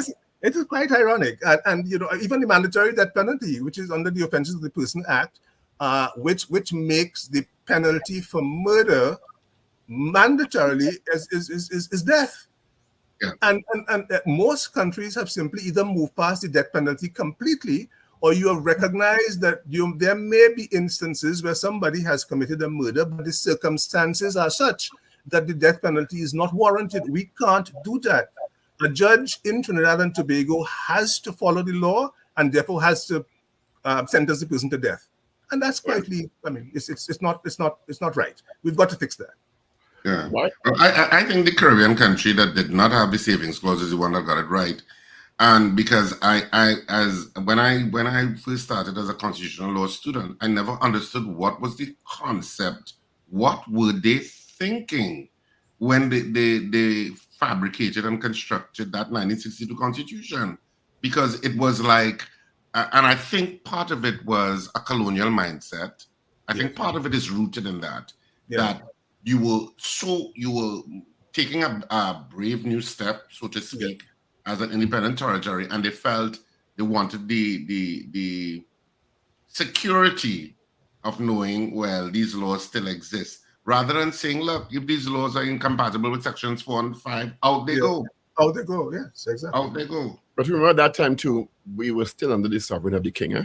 So, that's why I specified particularly post 1976. Yes, that's right. Yes, it is odd why the Winning Commission left it, and they didn't actually discuss it at all, which is a little strange because I mean you had people there like Justice Georges and Wooding himself, Michael de Labastide was on that, and it really is a little odd that they didn't address that issue. Given all the iterations, I think there were 5 or 6 documents on constitutional reform. Yes. I think the most productive of those had been the 1974, which predicated the Republican Constitution. Would you agree with that? Yes, but go ahead. Mm-hmm. Yes, but Rick Williams at the time didn't implement 90% of what Wooding recommended. Essentially, what happened with the Wooding Commission report, which would have been quite precedent-setting if it had been implemented, is that Williams basically took it and put it in a drawer. He implemented out of it the ombudsman. Of course, they removed the governor general and made the president, and they shifted some powers from the prime minister to the president. And quite frankly, that was about it. And the point is that I think we know now that the 76 Constitution does not reflect any of the draft constitutions that the Wooding Commission had done, but was in fact drafted by Ellis Clark. So Clark was involved in the 62 Constitution and in the 76 Constitution. So the Wooding Commission report and draft constitutions never saw the light of day for the most part. Let me ask a strange question. Do you think the public really cares? The wider public? I mean, and I'm not saying that to diminish the work of the committee or people who would have come to the constitutions or sent emails or correspondences about their thoughts on constitutional reform, but the wider public, do you think they understand how it can and should impact their lives if there is meaningful constitutional change, or does it just get mired in the political entanglement we have in this country? Yeah, I think so. Starting with the last point that you've made, politics in this country tends to trump and to tangle up everything, quite unfortunately. The second point is that we have abandoned what we used to call civics education in our primary and secondary schools. So you remember when in primary schools in the 1960s and so on, we had a subject called civics, which students were taught about how the society functions, how government functions, about the Senate and the House of Representatives, etc., etc. And we did that. In the American society, for example, kids understand and they are taught the American Constitution from very early. We don't have that. And what little that we had of it in the 1960s, we dropped it from the curriculum. So therefore, we have a few generations of Trinidadians who really don't have any profound understanding of the Constitution and what it means and how it impacts their lives, except I would say that they do have an understanding that they are in a system, that they vote every 5 years, and that there are political parties, and that there's a judiciary. They do have an understanding of those kinds of basic things, but they don't have an appreciation as to whether or not those things can be made to work better, which is therefore what is constitutional reform. They have no sense of that. And so therefore part of the process is about education. And we've made that point in the report. We've emphasized that point in the report, getting back to a situation where whether you keep this current constitution, hopefully not, or you change it to something better, there is a process of education starting from early childhood all the way up to early secondary school level, where the students can get an understanding of the system of government that they have. Yeah. I mean, it's so... I mean, the country needs constitutional reform so desperately in terms of moving that system of accountability and those checks and balances that are more robust, and the sharing, devolving of power. Yes. And I think a lot of citizens want that. And I think maybe they're a little bit more informed than we give them credit for. Yes. But I think they become a little jaded, that they think, well, look, the current construct probably means nothing is going to happen. Yes. That small window of success that you talked about, Dr. Farrell. Mm-hmm. And so I think they're realistic that, look, unless somebody has the vast majority of seats, yes, there is very little chance of constitutional agreement going to take place between the current two parties in power. Well, what I would say, though, is that I think that we should be shifting the conversation away from the two parties to ourselves. And you see, if I think people understand that we are the ones who are ultimately in control, you see, we can put them in power and we can remove them if we want. So if you have a set of recommendations for reform and people are saying, we want you to have two-term limits, we want to have the right of recall, we want to have referendums, we want to have a more effective and independent president, and then you have a political party which says we are having none of that, well, then it is entirely... But let me put a pin, Dr. Farrell, because as we said, it becomes mired in political alignment very often, and rational reasoning goes out the door. Yes.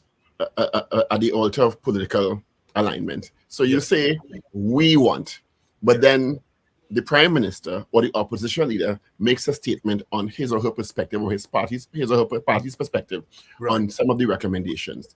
Yes. And very often people just line up behind that. That's because true. that leader has made a statement.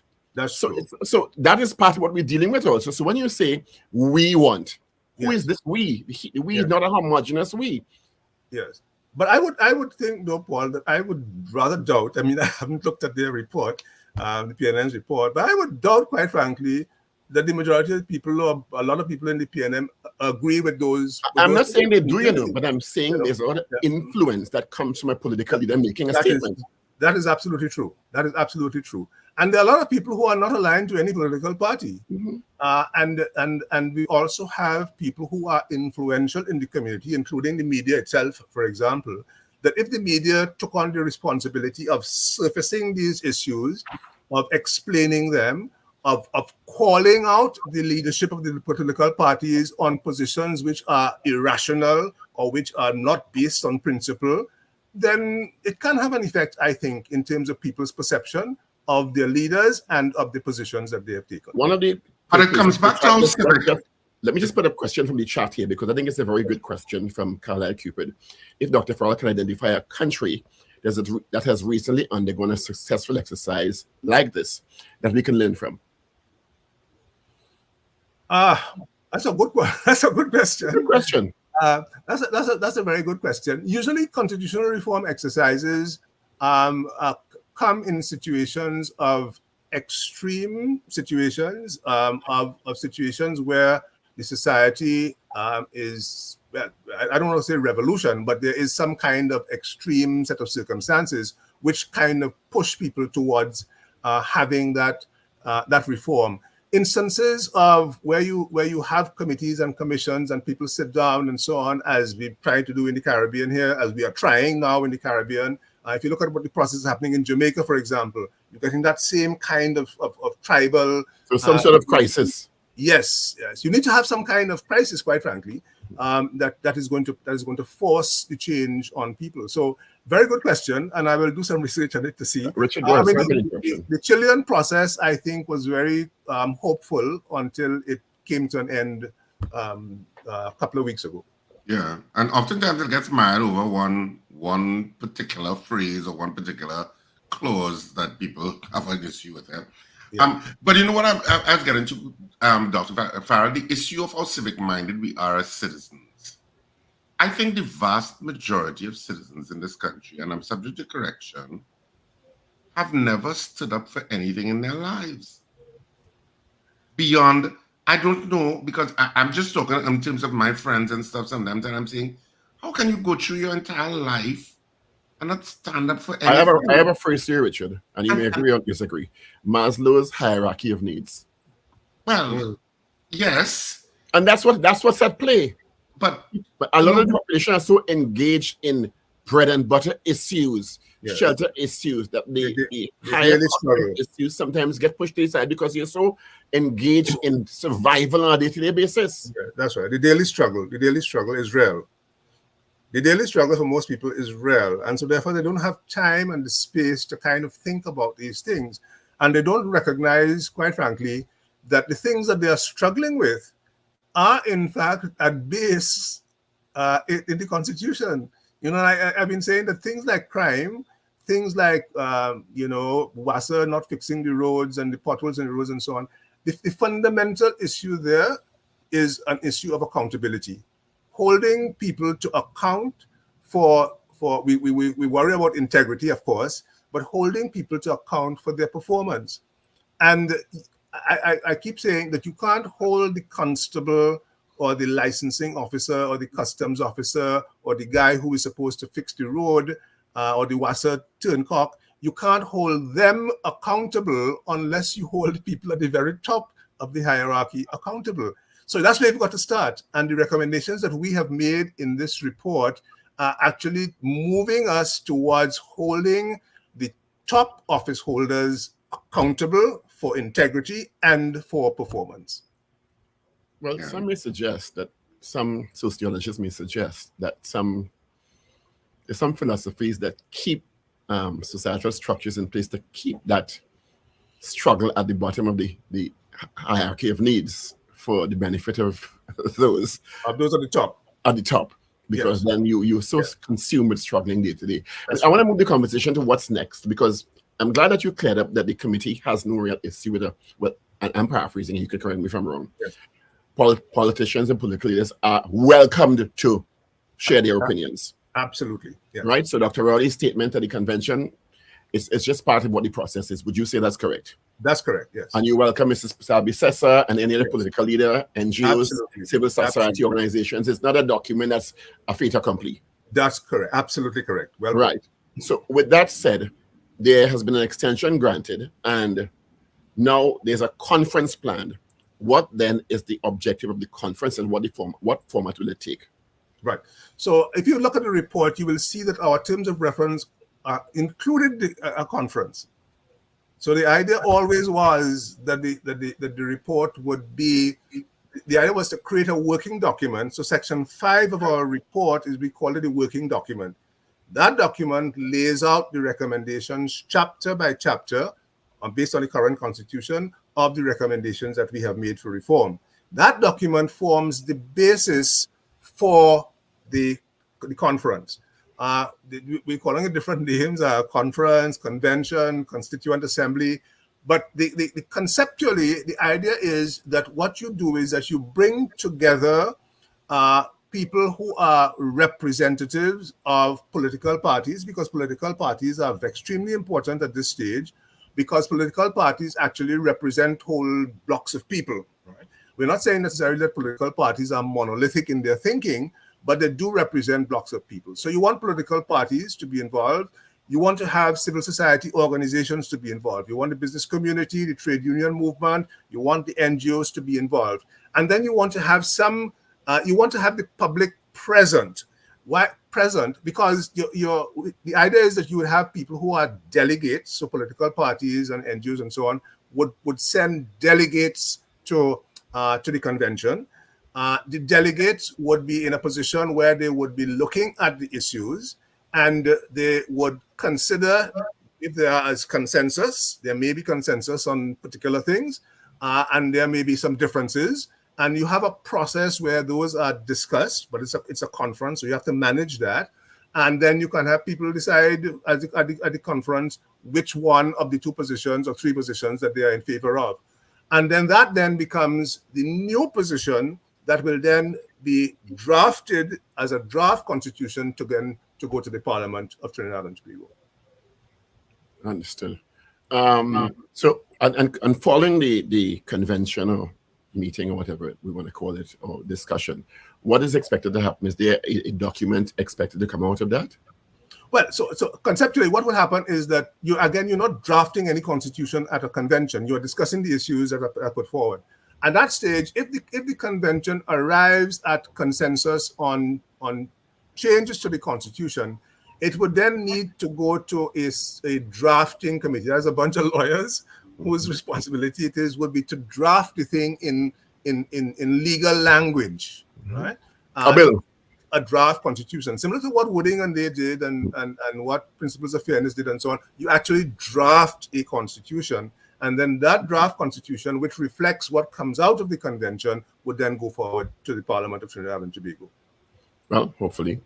Well, it's an interesting process. Can I ask you to take off one hat and put on another hat now? Yes. I didn't prep you before on this, so I apologize in advance. You're in the I'm going to take down this banner.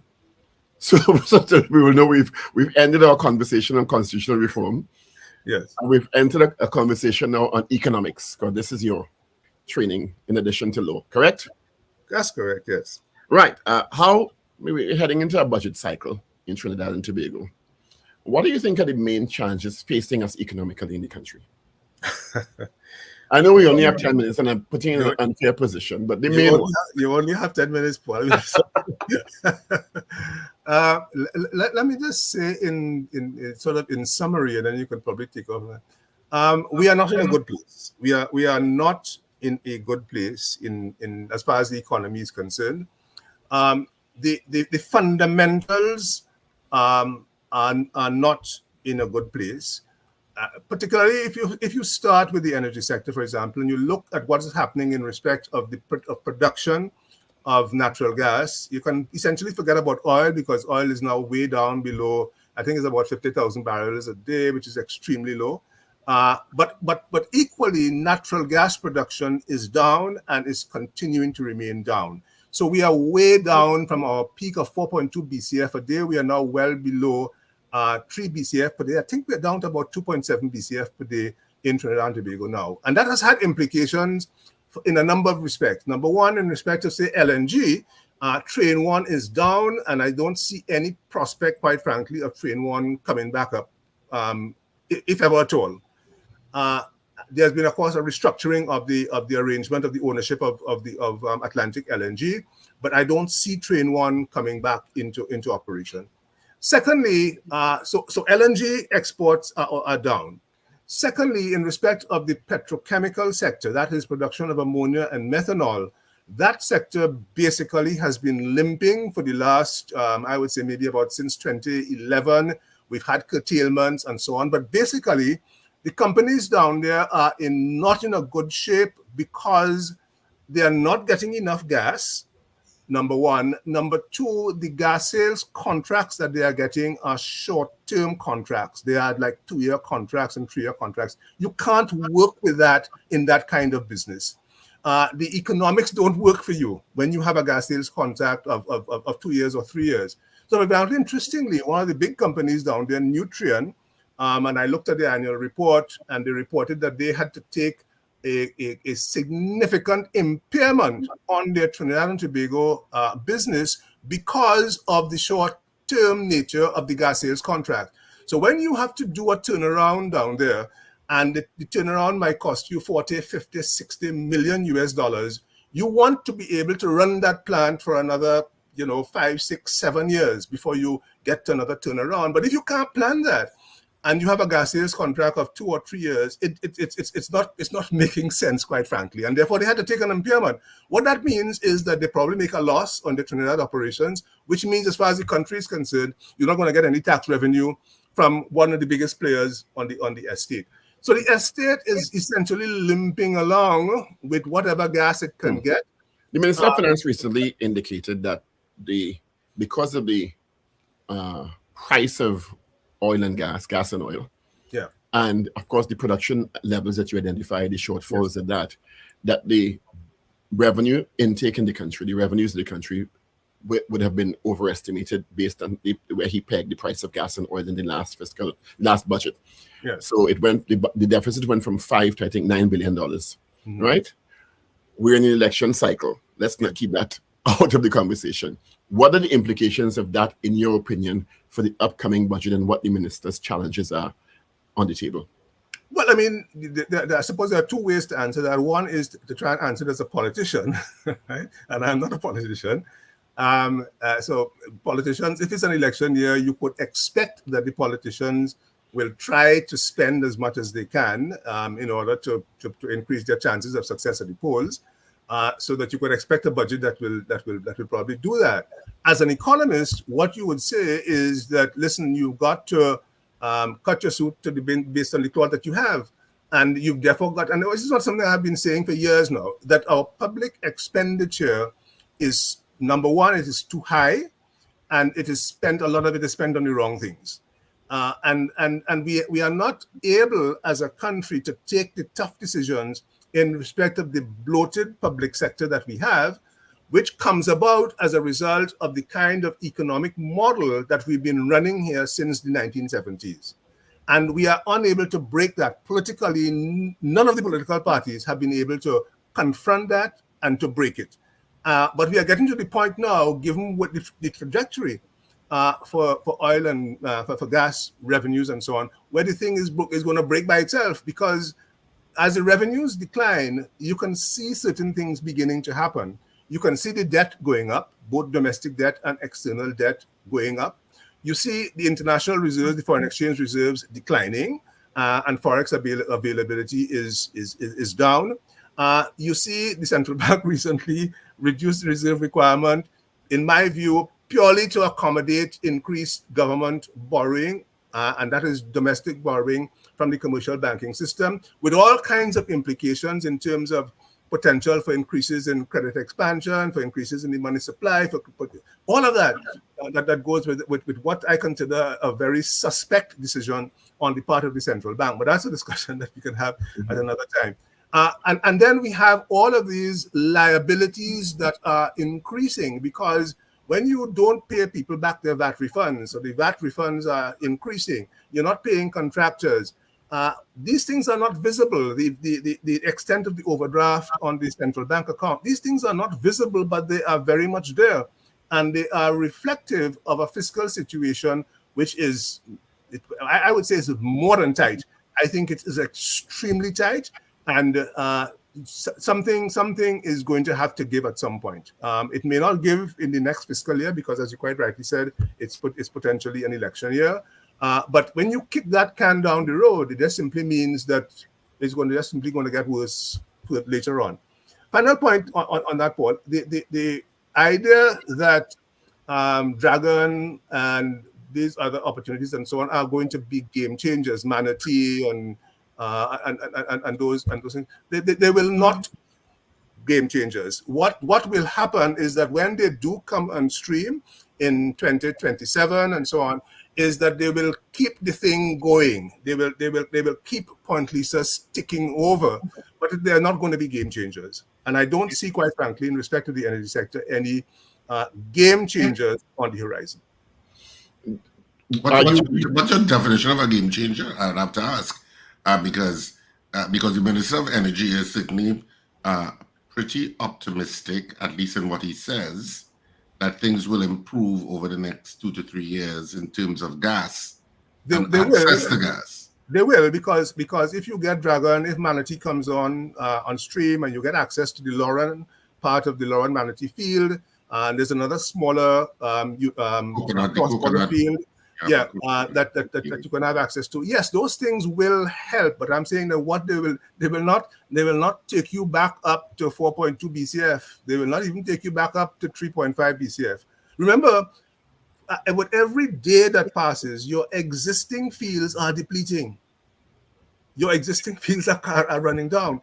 So you've got to run faster to deal with that, and also to add a capacity. And I don't see that happening. I don't see where that is going to come from. The Calypso field, which is the Woodside, BHP Woodside field, which is off the east coast of Tobago, is supposed to be a fairly big field, but that has not had final investment decision as yet.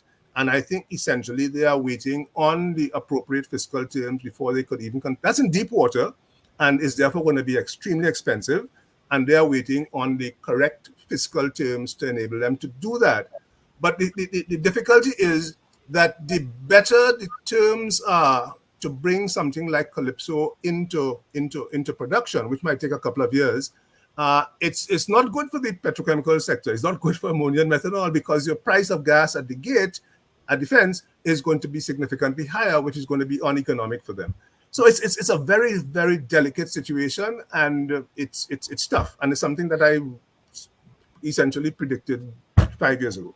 I know you were at one point on, I forget the name of the committee, because you offer yourself, well, you are asked to and obliged so many of these, I think it was the post-COVID transformation committee or something. Oh, no, the roadmap to recovery. No, I was not on the roadmap. Oh, you weren't that? Okay. No, I was not. Do you see any opportunities that will bear fruit in the medium to long term in Trinidad and Tobago that are on the way, that you think are good steps in the right direction?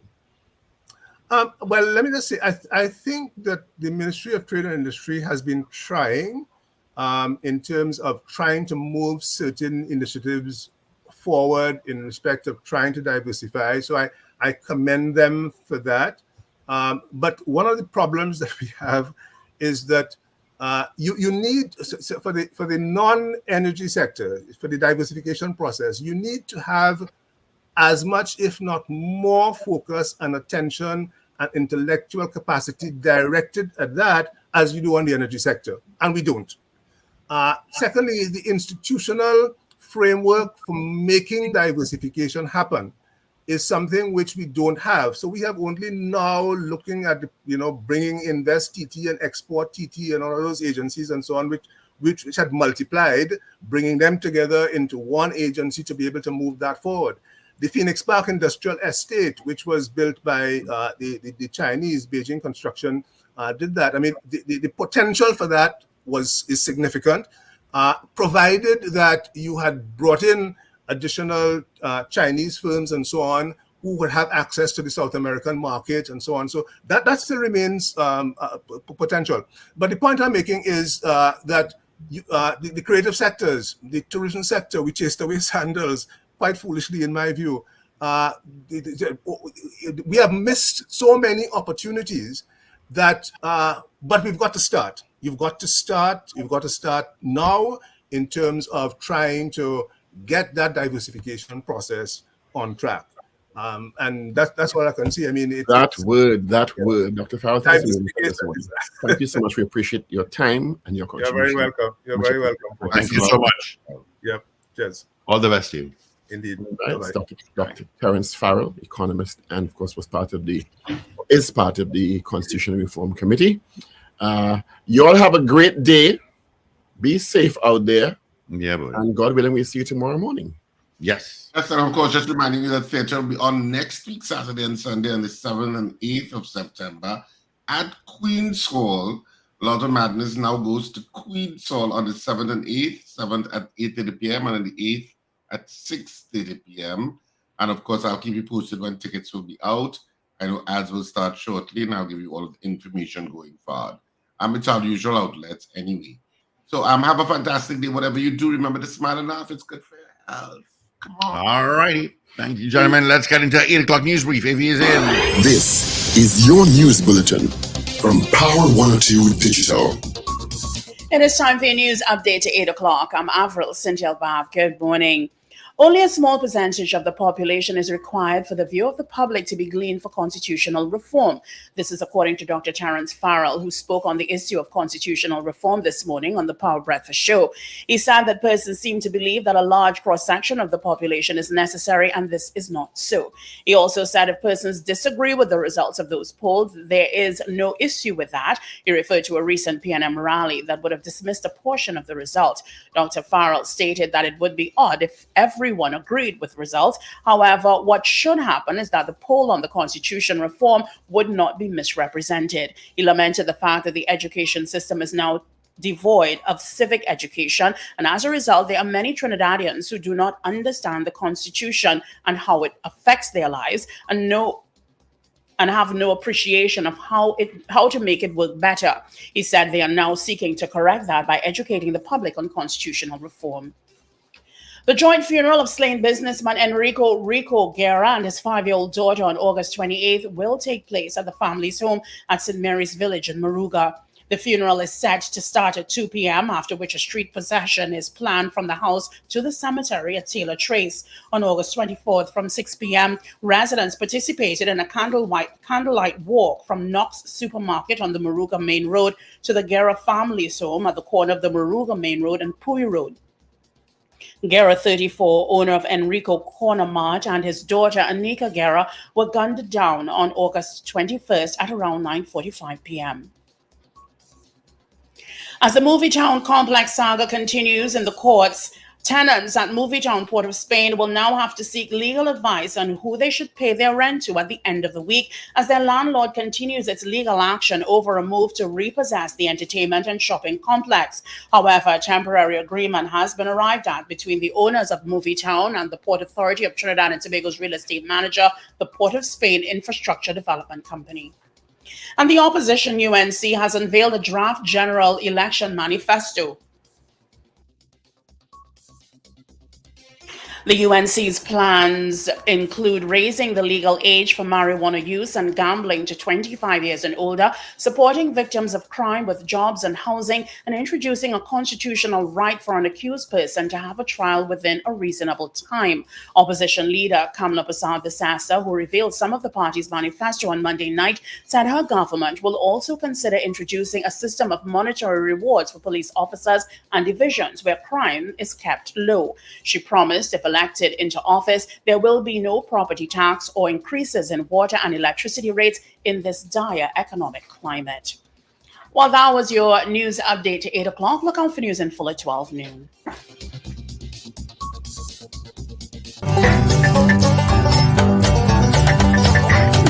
Incredible. Power 102 Digital. All right, at 5 minutes after the hour of 8 o'clock, let's join Ms. Denise Deming. Good morning to you. Good morning, and thank you for having us. I'm Denise Deming, and we're doing Power Conversations. And this morning's Power Conversation is with Gregory Sloan Seale. Gregory, are you there with us? I believe I am. Yes, you are. Yes, I just wanted to hear you. Hope you are fantastic this morning. Our conversation is about youth violence, reduction, and prevention. That's what we are going to be talking about. And I wanted to start by asking you, I know that you're widely recognized for your efforts. Tell me something about Gregory Sloan Seale that the public might not know. What has influenced your work in this field? What has influenced my work? Well, what can I say? I myself, growing up in Belmont, was a very active young person, underachiever academically in school. Used to get in trouble a lot. Didn't do too well academically. Not that I didn't have the ability, I just didn't have the focus. What I think steered me away from a lot of trouble outside of school and outside the home was sports. I played a lot of sports, and when I was in St. Mary's College, Father Difu, I was one of what they call Father Difu boys. He used to take some of the troublemakers under his wing and get them involved in tennis and squash and so forth. So I played squash for quite a few years, about 3 years, maybe from Form 2 to 5 when I was in St. Mary's. And that was something that kept myself and a few others occupied at the time. What do people not know about me? Boy, I've been in the media over the years so much. I think people know a lot about me. But just to say that, from St. Mary's College, I actually attended 5 high schools before I got into university. And I changed schools for various reasons. Some of them behavior, some of them underperforming. I went to St. Mary's, did Form 5 there, then I repeated, went to St. Joseph College. Then I got an opportunity to go away to study. And when I went away, I actually passed through 3 high schools before I got into university.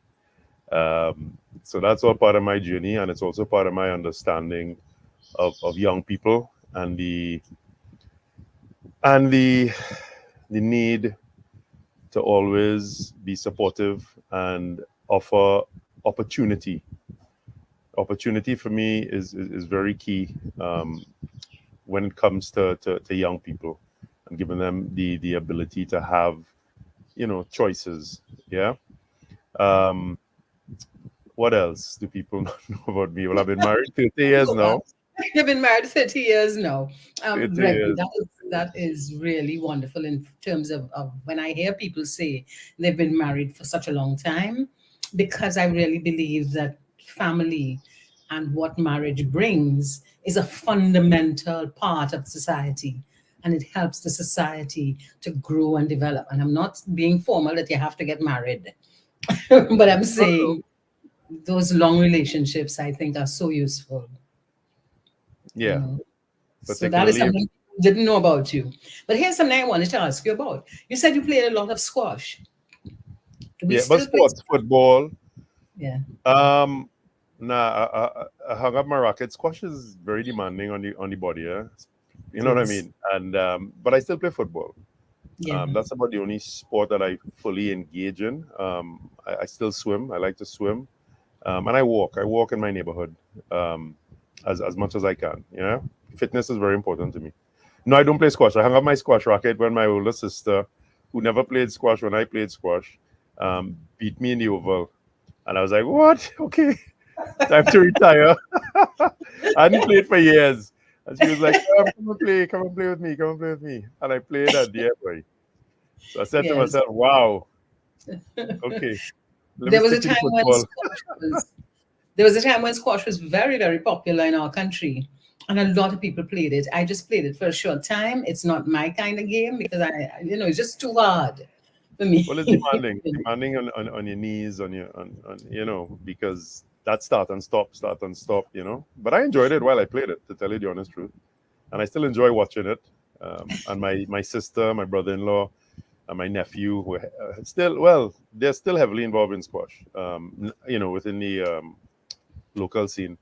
And my nephew was also a national champion, junior and senior champion, and Caribbean champion also. Wonderful.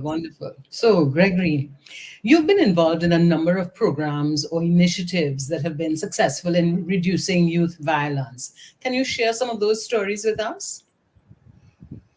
Yeah, definitely. Well, I started off my career in 1989 in Canada, working in a facility for juvenile delinquents, a residential care facility for juvenile delinquents, kids who were coming out of the system and trying to reintegrate into their homes, into society. So that's where I first started. Was it ever in my crystal ball? No, it wasn't.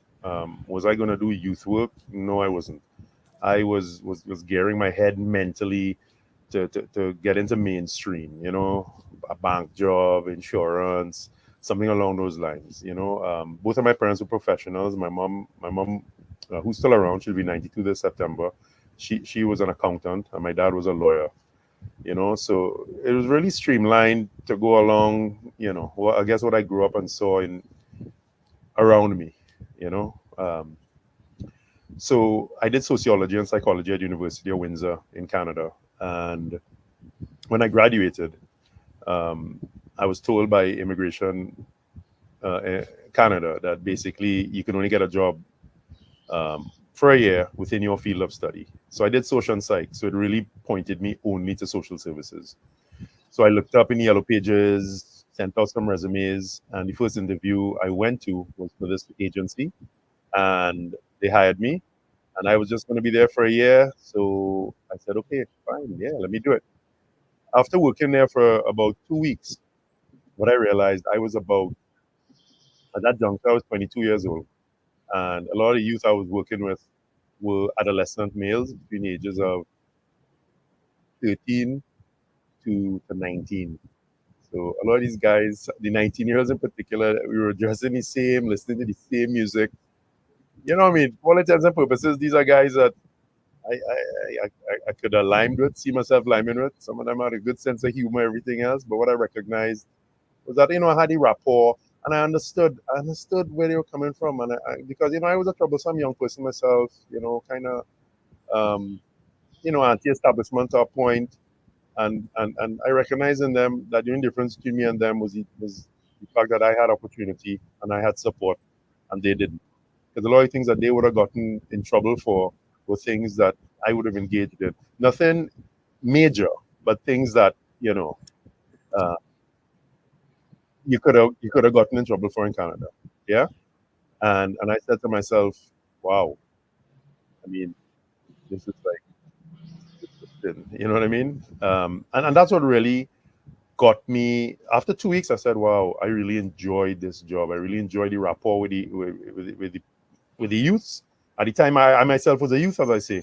So as I got older and I continued to work with young people, I ended up staying in Canada, working in that agency for over 5 years.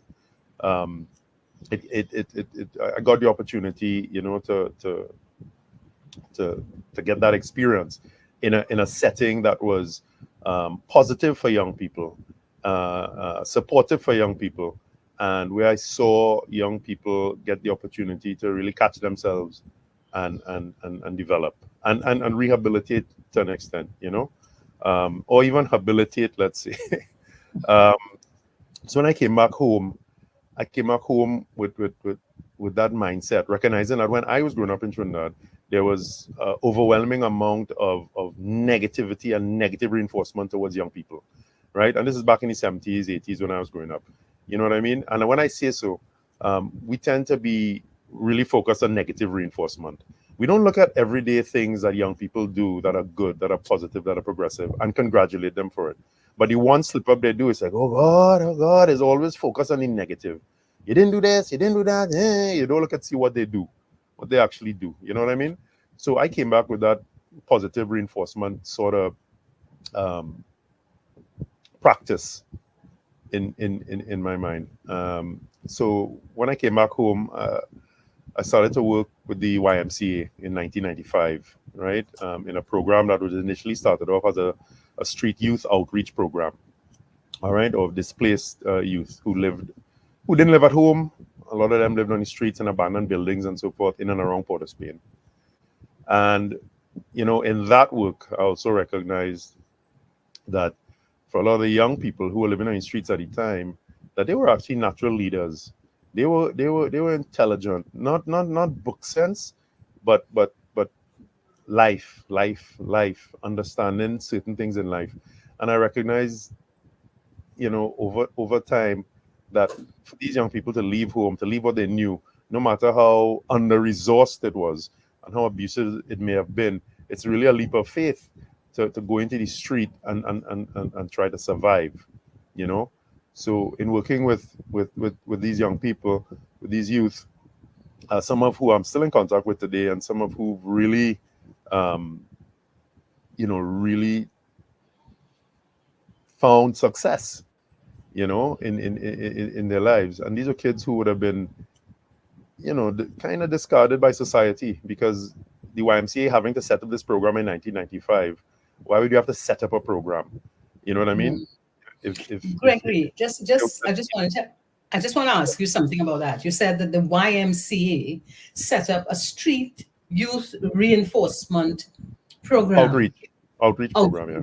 Outreach. And you also said that you saw leaders in these youth who were out without homes, who were on the street and so on. Could you tell me a little more about that, that they were leaders? Are you saying that some of these youth who end up on the street, who end up having to survive like that, sometimes that they have some leadership skills that we ought to be looking at? Oh, definitely. Even today, the youth who lining the blocks, a lot of the youth who causing trouble and so forth. These are young people who have a certain, I mean, listen, everyone has the ability to you know what I mean, to lead to some extent, right? But what I'm saying is that for a young person to leave what they know, to go into the unknown, and these are conversations I would have had with them too, in the sense that they just felt that they wanted something different, you know? I'm talking about 12, 13, 14-year-olds, you know, and they would leave their homes. And some of them came from Valencia, Toco, I end up in Port of Spain. You know what I mean? I mean, to take that leap of faith at that age says something. It says something, right? And we can look at it negatively and say, well, it says that they're just wayward and they don't care, whatever have you. But for me, I looked at it as, you know, they have a certain level of self-confidence and a certain level of you know, initiative to say to themselves, you know, for whatever reason, I can't stay here. I don't want this anymore. I'm going to look for something different, hopefully better, right? For a lot of them, it didn't end up being much better, other than the fact that they had the freedom to move and that sort of thing, you know. Definitely, you need to have some leadership skills to negotiate the streets. You know what I mean, and survive survive. Yeah. You know? Is that program still being done by the YMCA? To the best of my knowledge, it's not. It's not. Not how it was run. I mean, the YMCA still has programs and so forth for young people, but I'm actually not certain if they have an outreach program where they actively search out young people who are in difficult circumstances and that sort of thing. So are you aware of whether there is an outreach program in the country for young people who are in difficult circumstances? Well, there are definitely groups. I'm familiar with Rainbow Rescue. I think Credo Foundation that operates on Nelson Street. I'm not sure if Marian House. I've kind of lost touch with that aspect of it. But definitely, and there are quite a few homes that still function, and you know, if there's a youth in trouble, that someone refers them and said, listen, I've seen this young man on the road, so on and so forth. They do have some homes, you know, privately run homes that would, you know, try and see if they can offer them some support. So it does exist, right? I mean, and then the government has the Children's Authority, right, which has a mandate to really assist children and under 18s who are in difficulty. Yeah. All right, Gregory, the next question I'm going to ask you, and just before I'm going to just promote our program to invite people to call us. The next question I want to ask you is, how would you describe the current state of youth violence in our community? And while you think about that, this is a conversation, power conversation with Gregory Sloan Seale about youth violence and its prevention.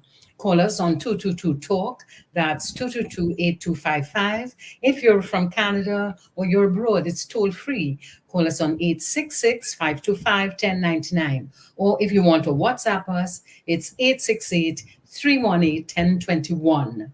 Power 102 digital app, there's a website, it's on YouTube, there's Facebook, so we are all over the place. There's M&E TV, there's Flow, there's Amplia. Power conversation. So back to this discussion with Gregory Sloan Seale about youth and violence. And what do you think? The question that I was asking is, how do you describe the current state of youth violence in our country? Yeah, no, at this juncture, I think we're going through an exceptionally difficult period. And the thing is the proliferation of the high-powered weapons. I mean, that's a source for serious concern. Okay, we see what's going on. However, I don't think it's something that we can't address if we really and truly put the effort in. Young people, adolescence is a period of psycho-emotional sort of upheaval, so to speak. You're going through puberty, you have a lot of hormonal changes going on. Socially, there's a whole social construct where you want to fit in, you want to find your group, these sort of things. Yeah. And it's important for young people, especially adolescents, to be engaged in positive activity. And this is where sports, this is where other types of activities, clubs, scouts, let's say in the school system, is very, very important, right? At a community level, communities play 90% of the role in really engaging young people. And what I've done over the years, working in the Y, working in the Ministry of National Security, where I was for 15 and a half years, was an asset development-based approach. Meaning that you look in a community and you look for the physical and human resource assets, right? And all communities throughout Trinidad and Tobago have those, be it physically in terms of community centers, which we love to build, right? We have them all over the country. And where they don't have community centers, we definitely have churches and mosques and mandirs and schools, right? That have places where young people can go to engage in activities, right? So first of all, we recognize that we have these spaces. Do we have the human resources to do programs and so forth? If you do a walk around various communities, and this can be Beetham, Sealots, Laventille, this could be Hague Street in Caranage, Enterprise in Chaguanas, anywhere, train line Arima. And I'm naming these communities because these are communities that people will view as they would view them negatively. But if you walk through these communities, you'll recognize that within those communities, there are many community members who are doing their part to build the social fabric within their communities. It could be the football coach who has a little football club going, a little team going, cricket coach, could be some retired teacher or other who is tutoring 4 or 5 students in their porch every evening so they could, excel in their academics. It could be the welder, the woodworker who takes in 1 or 2 little youths, and says, come and learn, or the car mechanic. I mean, I see it. I've seen it, right? So what we need to do is recognize that within our communities, we have these assets, both physical and human, right? And we need to support, well, first of all, the physical spaces, they are good places to have programs, right? And programs for young people, it doesn't necessarily have to be the run-of-the-mill, what we do, the join-in, the masonry, welding, these sort of things. Those things are excellent. And if a youth, they should always have those types of programs available. So for young people who are inclined in that, right, they can be ushered into that and kept busy and kept motivated. But on the flip side of that, our sporting programs, we just don't have enough. And they would say funding, but I would say that, it's much cheaper to build a positive human being than to fix a broken adult, right? That's an old adage, but it just makes sense. You know what I mean? So, over time, we have to recognize that building more prisons, hiring more police, security guards. I think this is security industry in Trinidad employs. At one point, I remember it was over 50,000 people. And if the police service is 7,000 officers, that's the sanction strength around there, 7,000, 8,000, right? It's what, 6 times? The security industry is 6 times more human resources. So we have 60,000 people roaming around an island of 1.4 million, just trying to keep persons from taking things, breaking things, harassing people. Whereas if we poured those resources, you could imagine if we had, and I've been saying this for decades, if we had 10,000, just give us 10,000 social workers, you know what I mean? To work within our communities, people could do what they actually like to do. You know what I mean? As opposed to, go ahead. Gregory, you're talking there about breaking. It is easier, and that's such a wonderful statement. It is easier to develop a positive person than to repair a broken person. And we seem to be developing a lot of broken young people. So I wonder, what could we do? You talked about 10,000 social workers would make a difference, but what could people do in a home to begin to be positive, Well, I would say, it only when I came back home, because I left here when I was like 18, right? So when I left here, I myself was a young person. I myself was caught up in my own, teenage dramas and having fun and not really focusing too much on the serious part of life. When I came back home as a professional, it's then it really dawned on me. I didn't realize how negative we could be. I just didn't realize that until I came back home, started to work with that cohort of young persons, just to realize how much negativity surrounds us in Trinidad and Tobago. And the thing is, intrinsically, we are very positive, fun-loving, kind individuals. You know what I mean? And I saw that immediately. Well, I knew that growing up. Even growing up, I grew up in Belmont, right? Closer to the Savannah side, but as a boy, I was driven all in the streets, riding my bike all over East Port of Spain, Belmont, and so forth. And, I would have seen and experienced the love, right? Even within a space, because Belmont in those days had a negative connotation to it, right? We had, they had places where they had bad boys and whatever have you.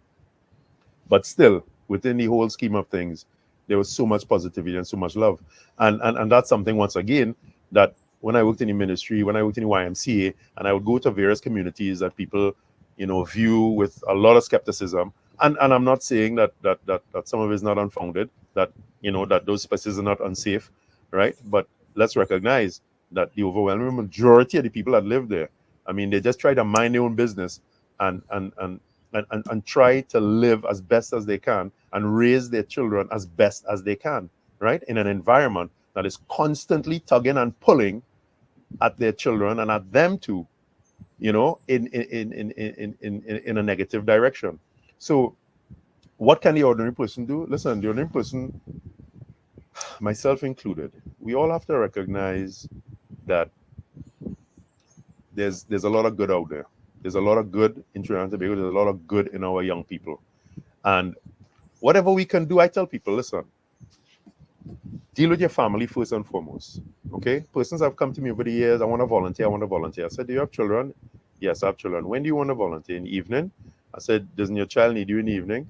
I said, the best thing for you to do, if you want to volunteer, I would say, go and spend time with home. Get home early. Don't come down to the Y until 7 in the evening and then go home to your child or adolescent, right? No matter how good you think they may be, they still need you at this time.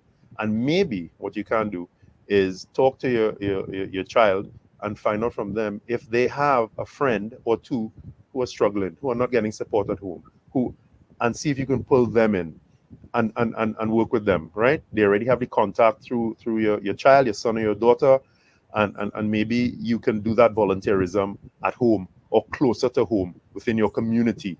You know what I mean? I just want to say that is such a brilliant idea, and it's an excellent story that someone comes to the YMCA and offers to help, and you say to them, okay, thank you very much, but what's happening at home? You know, work with your child, work with your child's friend, make sure that they are all right, and that will build community. How did people respond when you told them that? Well, those who had children and that sort of thing would be like, I never thought about that. That makes so much sense.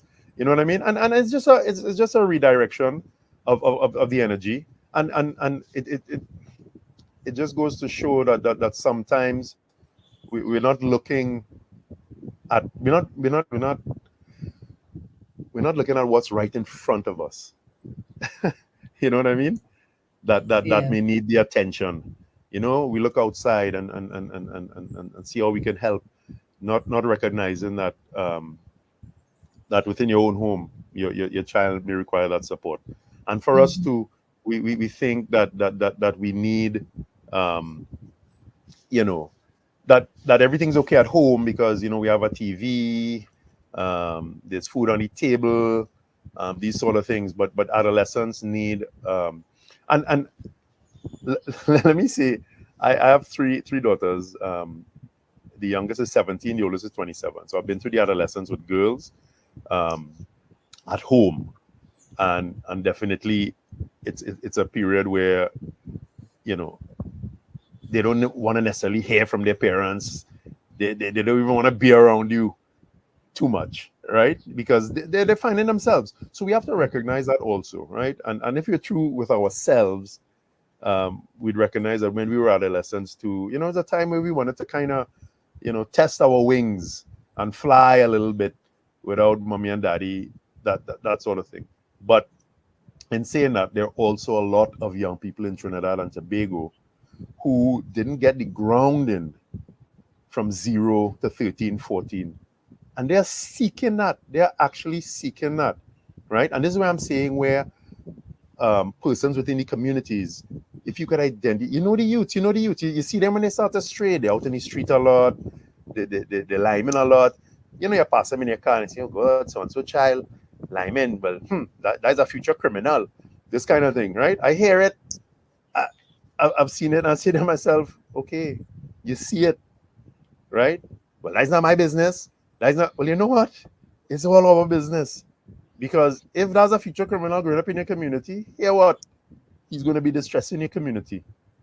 So it's best you take him in now when you can, when they're young and they're impressionable, right? And I'm just saying, try and work with one. Just try and work with one. And a lot of people do. So don't get me wrong. In all these communities I named, there are people doing work beyond the call of duty. So they are there, right? They're there.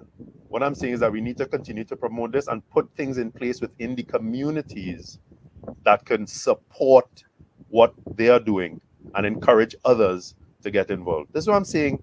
You know, if we could take a little slice of the security pie, right, of those 60,000 strong security officers, right, and have social workers involved instead.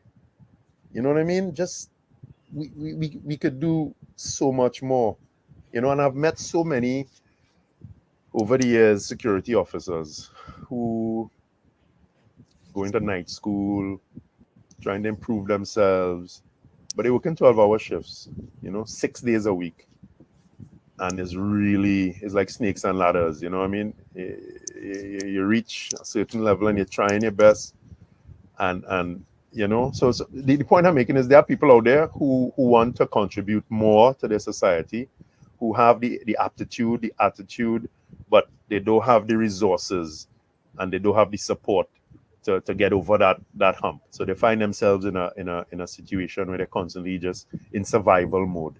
Okay, yeah. They're working, they're not doing anything negative, but these are resources that are just, you know, sitting in a booth, standing in a booth for 12 hours of the day, where they could be out there working with the youths on the block. Yeah. You know what I mean? Yeah. Mentoring them, you know, getting So- them involved. But in you're talking about getting 10,000 social workers who could be on the blocks, who could be helping people who are struggling, helping children who are trying to learn. There's something else you said, which I found very important. You talked about from 0 to 13, that is where the grounding occurs. Now, for that to happen, what changes do you think we should make for that audience in our country, that 0 to 13 audience, where they are now developing values? And right now, my impression is that a lot of those values are negative, and we need to be able to transform that. Are there programs that you would suggest, or activities that you would suggest to focus on that audience of the 0 to 13? Okay, now, people might think it's utopian what I'm talking about, 10,000. What I want you to understand something. Right now, we're spending hundreds of millions of dollars on security, which is kind of preventative, but after the fact, right? All I'm saying is, let's look at those resources and see how we could carve out, how we can turn some of those security persons into outreach workers, social workers, right? That's what I'm saying. Okay? Because I think if we could start to shift a little bit, and I'm not talking about defunding the police or anything like that. I'm talking about even within the security services, right? If we could take a more proactive approach, a more strategic approach, and look at prevention, right? And supportive sort of approach, as opposed to merely just protecting people and things, right? And reacting after a crime is done, okay? That it will go a very long way. And I've seen it right here in Trinidad and Tobago in reducing youth crime, youth violence, and so forth, okay? And when I say social workers, I'm saying that in a very broad sense, but I'm also talking within that 10,000, within that 5,000, within that 2,000. Listen, if you get 2,000 even, right? I'm talking about sports, utilize our schools within all the communities, right? To have programs that are youth-oriented, right? Get the youths involved in IT, in sports, in music production. I mean, we're so creative. We have Trinidad music, right? Big genre, all right? The youths like it. When you talk to the youths on them, they say, listen, I would sing something positive, but it don't sell, it don't give me no pips, right? So we had to find a way to engage the young people and see how we could, just make learning more exciting, make learning more relevant, and these sort of things, yeah? Sorry, Denise. kind of don't want to answer there. But you see, I see it in these are things that we actually worked on and put into practice and bore fruit. So the thing is, I see a Trinidad that can work, but can work with the current, the current structures, if we fed it with the human resources. We have sports officers, we have community officers within the government. Do we have enough? No, we do not have enough. Do we have enough district health nurses who I understand used to walk the streets, right? House to house. You talk about 0 to 13 when a child is born. Who is following up in the home? If you identify an issue, right, in the home, domestic violence, substance abuse, neglect, and so forth, within the community, you have a team of social workers, of outreach workers, who can then go in and assist in whatever way, right? There is a way to build the system, but it needs to be resourced with human beings. We have the systems ready. I hear people talking about legislation. I hear people talking about finances and these sort of things. And it's not that we don't have finances. Trinidad has money. What we're not doing is that we're not spending it in the right places, right? We have to understand that, right? Even with the young persons that I've worked with over the years, they will tell you, I grew up in a home that was quite frugal. My parents were very frugal, right? And my parents always told us, they said, listen, when you work for your money, because I started to work when I was 14, during the holidays, right? I was a grocery packer at True Value, when True Value first opened, right? And then I worked in races, because I live in the Savannah, close to the Savannah, so I used to work in races, right? Yes. Horse racing, that is. Yes. So when I had my money, right, I realized that when I spend my money, what am I getting out of it? You know what I mean? And my parents raised me to understand that, listen, money is just a means to an end, right?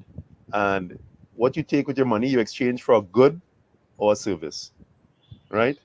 And you have to determine if that good or that service is what you want to exchange your hard-earned money for, right? And if it's bringing you the benefits that you require. And all I'm saying is, as a country, right, we have to look at where we put in our finance. Do we want to put it in, as I said, after the fact type of programs, or do we want to put it in preventative programs? Do we want to build positive people, or do we want to continue to fix broken people? Yeah. Right. So it's a paradigm shift, and once again, the money is here because government spending money, but what are they spending it on, and how important at the end of the day are the things we need to weigh. We need to weigh it. What is more important for the people of Trinidad and Tobago, for our communities, for our mental health? I mean, I see so many young people more and more walking the streets, and it's heartbreaking because, you know, having numerous hundreds, if not thousands, of relationships with young people over the decades in Trinidad and Tobago, I know that the large majority are just crying out for meaning in their lives. Yes, you can see that in a number of young people. You said that you had spent 15 years at the Ministry of National Security. On reflection, what would you have done differently? Can you repeat that, Denise? You kind of broke up. Sorry. I'm saying that you spent 15 years in the Ministry of National Security, and your focus has always been on violence and youth and how to prevent it. On reflection, if you just had to look back on that, what would you have done differently? What would I have done differently? Well, I could tell you what we were doing was impacting in a positive way. What would I have done differently? I don't know. Maybe lobby. Maybe be out there a little bit more, lobbying for that type of transitioning. You know, away from a focus. Well, not away, towards more of a focus of community building and an asset development approach, looking at what we already have and how we can build on it, because we tend to always want. And when I worked in the YMCA, I visited YMCAs in the Caribbean, in South America, Central America, and so forth, where they were very small physical spaces, and YMCAs would have met under trees, you know, in very small spaces. And Trinidad, I'll never forget, either the YMCA or when I first started working in the ministry, there was actually, it was the ministry, because it was IDB funded, and an IDB evaluator came to evaluate the program and just to check out things. And I took them into a few communities, and I remember going into the Betham in fourth phase, phase 4, that they call Heliard. And I'm walking with this lady, an American, and she's walking around. She's like, but all these are concrete structures. I said, some of these houses have air conditions in them. And she's like, well, there's a basketball court. She says, so this is what you call a low-income ghetto community? And I'm said, this is what is considered in Trinidad, right? And then she hears beep, beep, beep. There's a garbage truck coming to collect garbage. And she was like, oh. She was like, oh, this is fascinating. And for her, she was like, this is a community. This physically, this is a. She's not seeing what everyone else sees outside of who lives in Ibiza. If you understand what I'm saying. And I was like, you know well, what you're saying. What you're saying is that we have a lot of the assets, we have a lot of the physical structures. But what we don't seem to have is the human resource part of it that will create a different approach and that will inspire people to move to a different level. That's what I'm hearing. Correct. And that's what we were doing when I worked in the ministry, was really adding value to the communities, building the competency in the communities. And when I say building the competency, so we saw risk factors as child abuse, child neglect, domestic violence, substance use and abuse, right? Conflict, right? Intra-community conflict leading to physical violence. What do?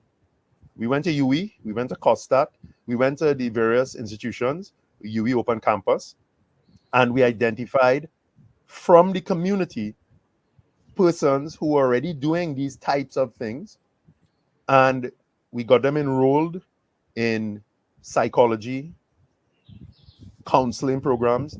We would have graduated over 200 persons in mediation through dispute resolution. At the time, it was housed in West Moorings there, right, at the Chamber of Commerce. Yeah. Right, dispute resolution. And I'm talking about young persons, middle-aged persons from what we would consider underserved communities, high-risk communities, pick your adjective, right? And they all attended. They were all very enthusiastic.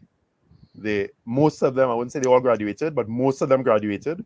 And most of them went back to their communities and used the skills and knowledge that they gained to try and continue to have a positive impact on the community. So Gregory, how could we escalate that? Because what you're talking about is a strategy that you took people from within those communities, educated them, raised their level of awareness. Some of them have gone back.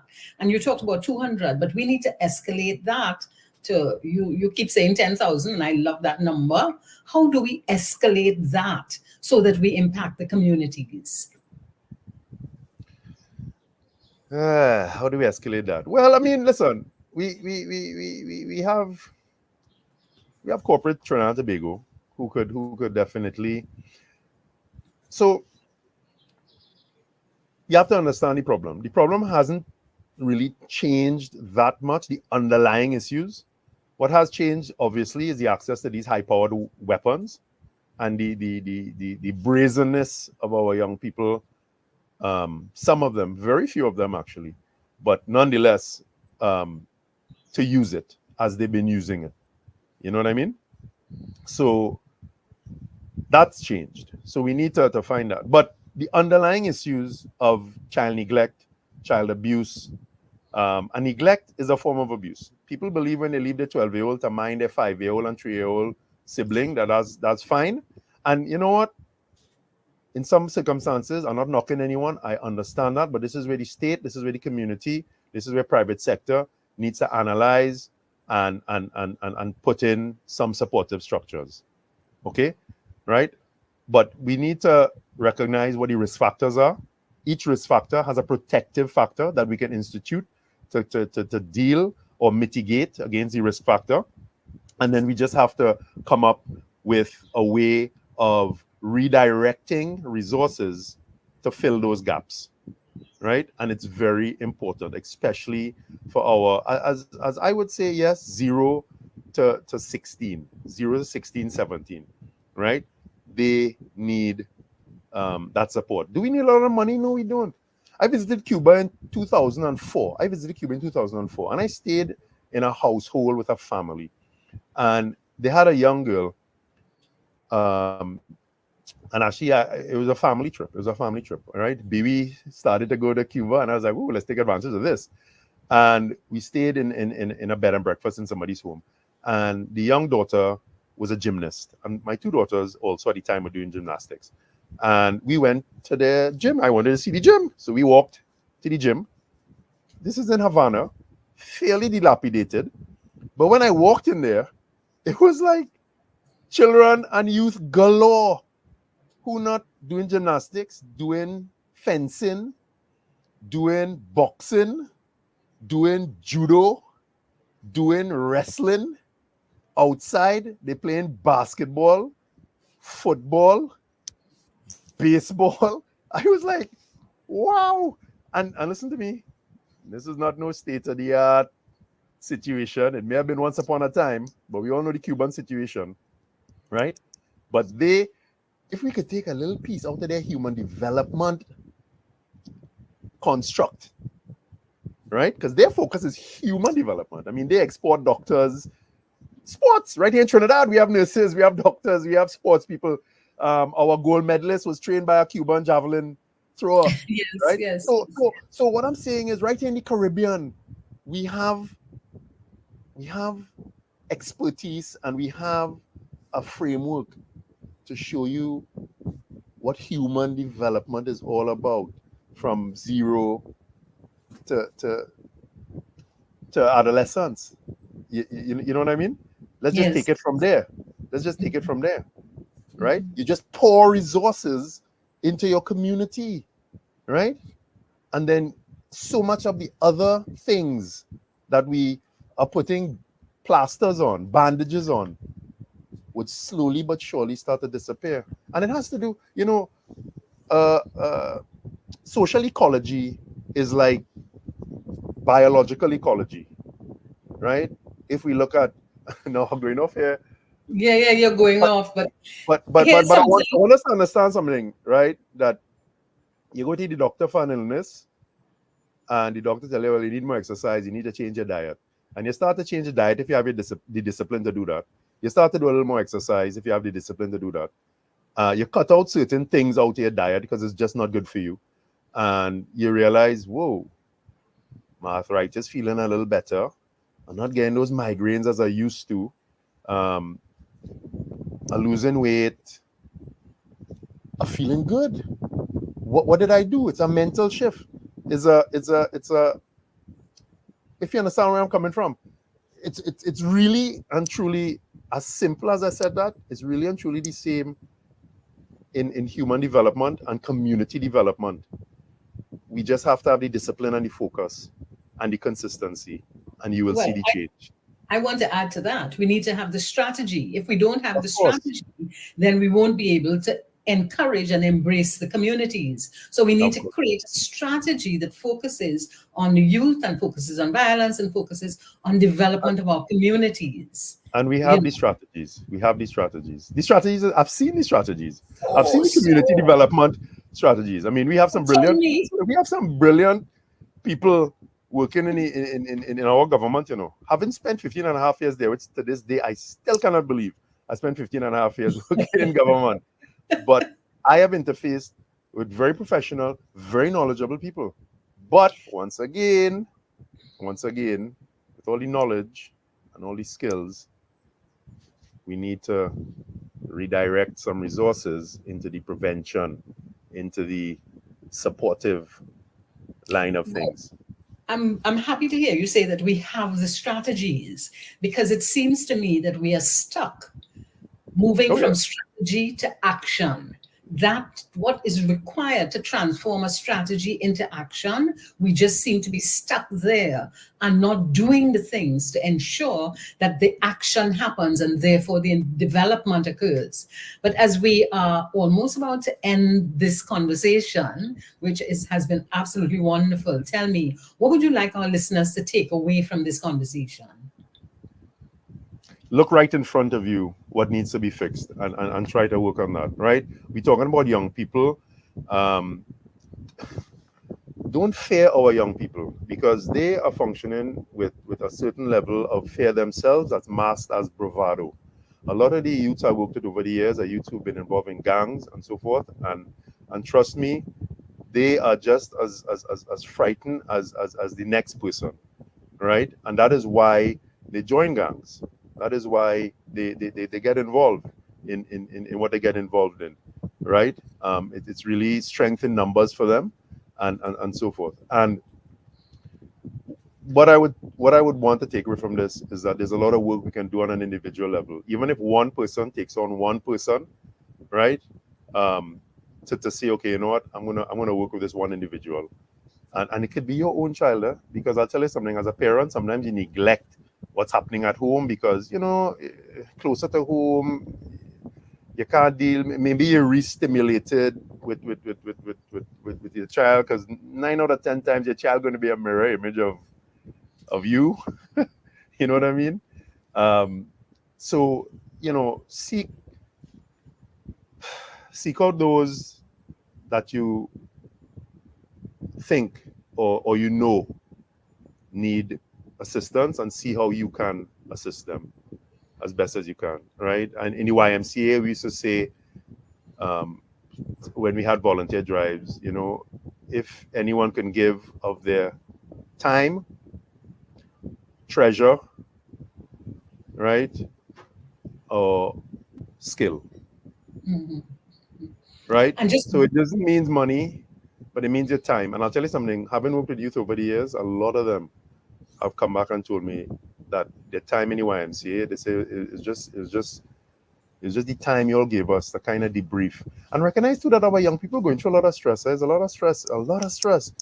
Online peer pressure. You know, we live in an information world where we see so much. And we know as adults, I mean, let's be real. As adults, we want things, we covet things, we see things. Not everybody, but a lot of us. You know, you want the nice car, you want the bling, you want a 75-inch TV. You want all of that, right? We want all of that, and we are adults, right? And we should know better and understand, you know, things a little better. What for the young person? The young person who kind of in the wilderness, looking to find themselves. Whatever they've been taught from 0 to 12, that's all they have to help them to navigate, right?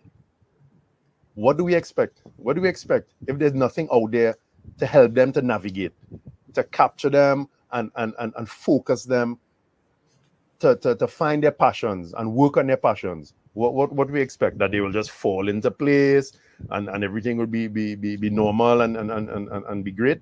No. So what we have now with this level of violence and antisocial behavior is because as a community we've dropped and we've left the children to stray, basically. And as I said, I'm not laying blame on any one thing, because it's all of us. I mean,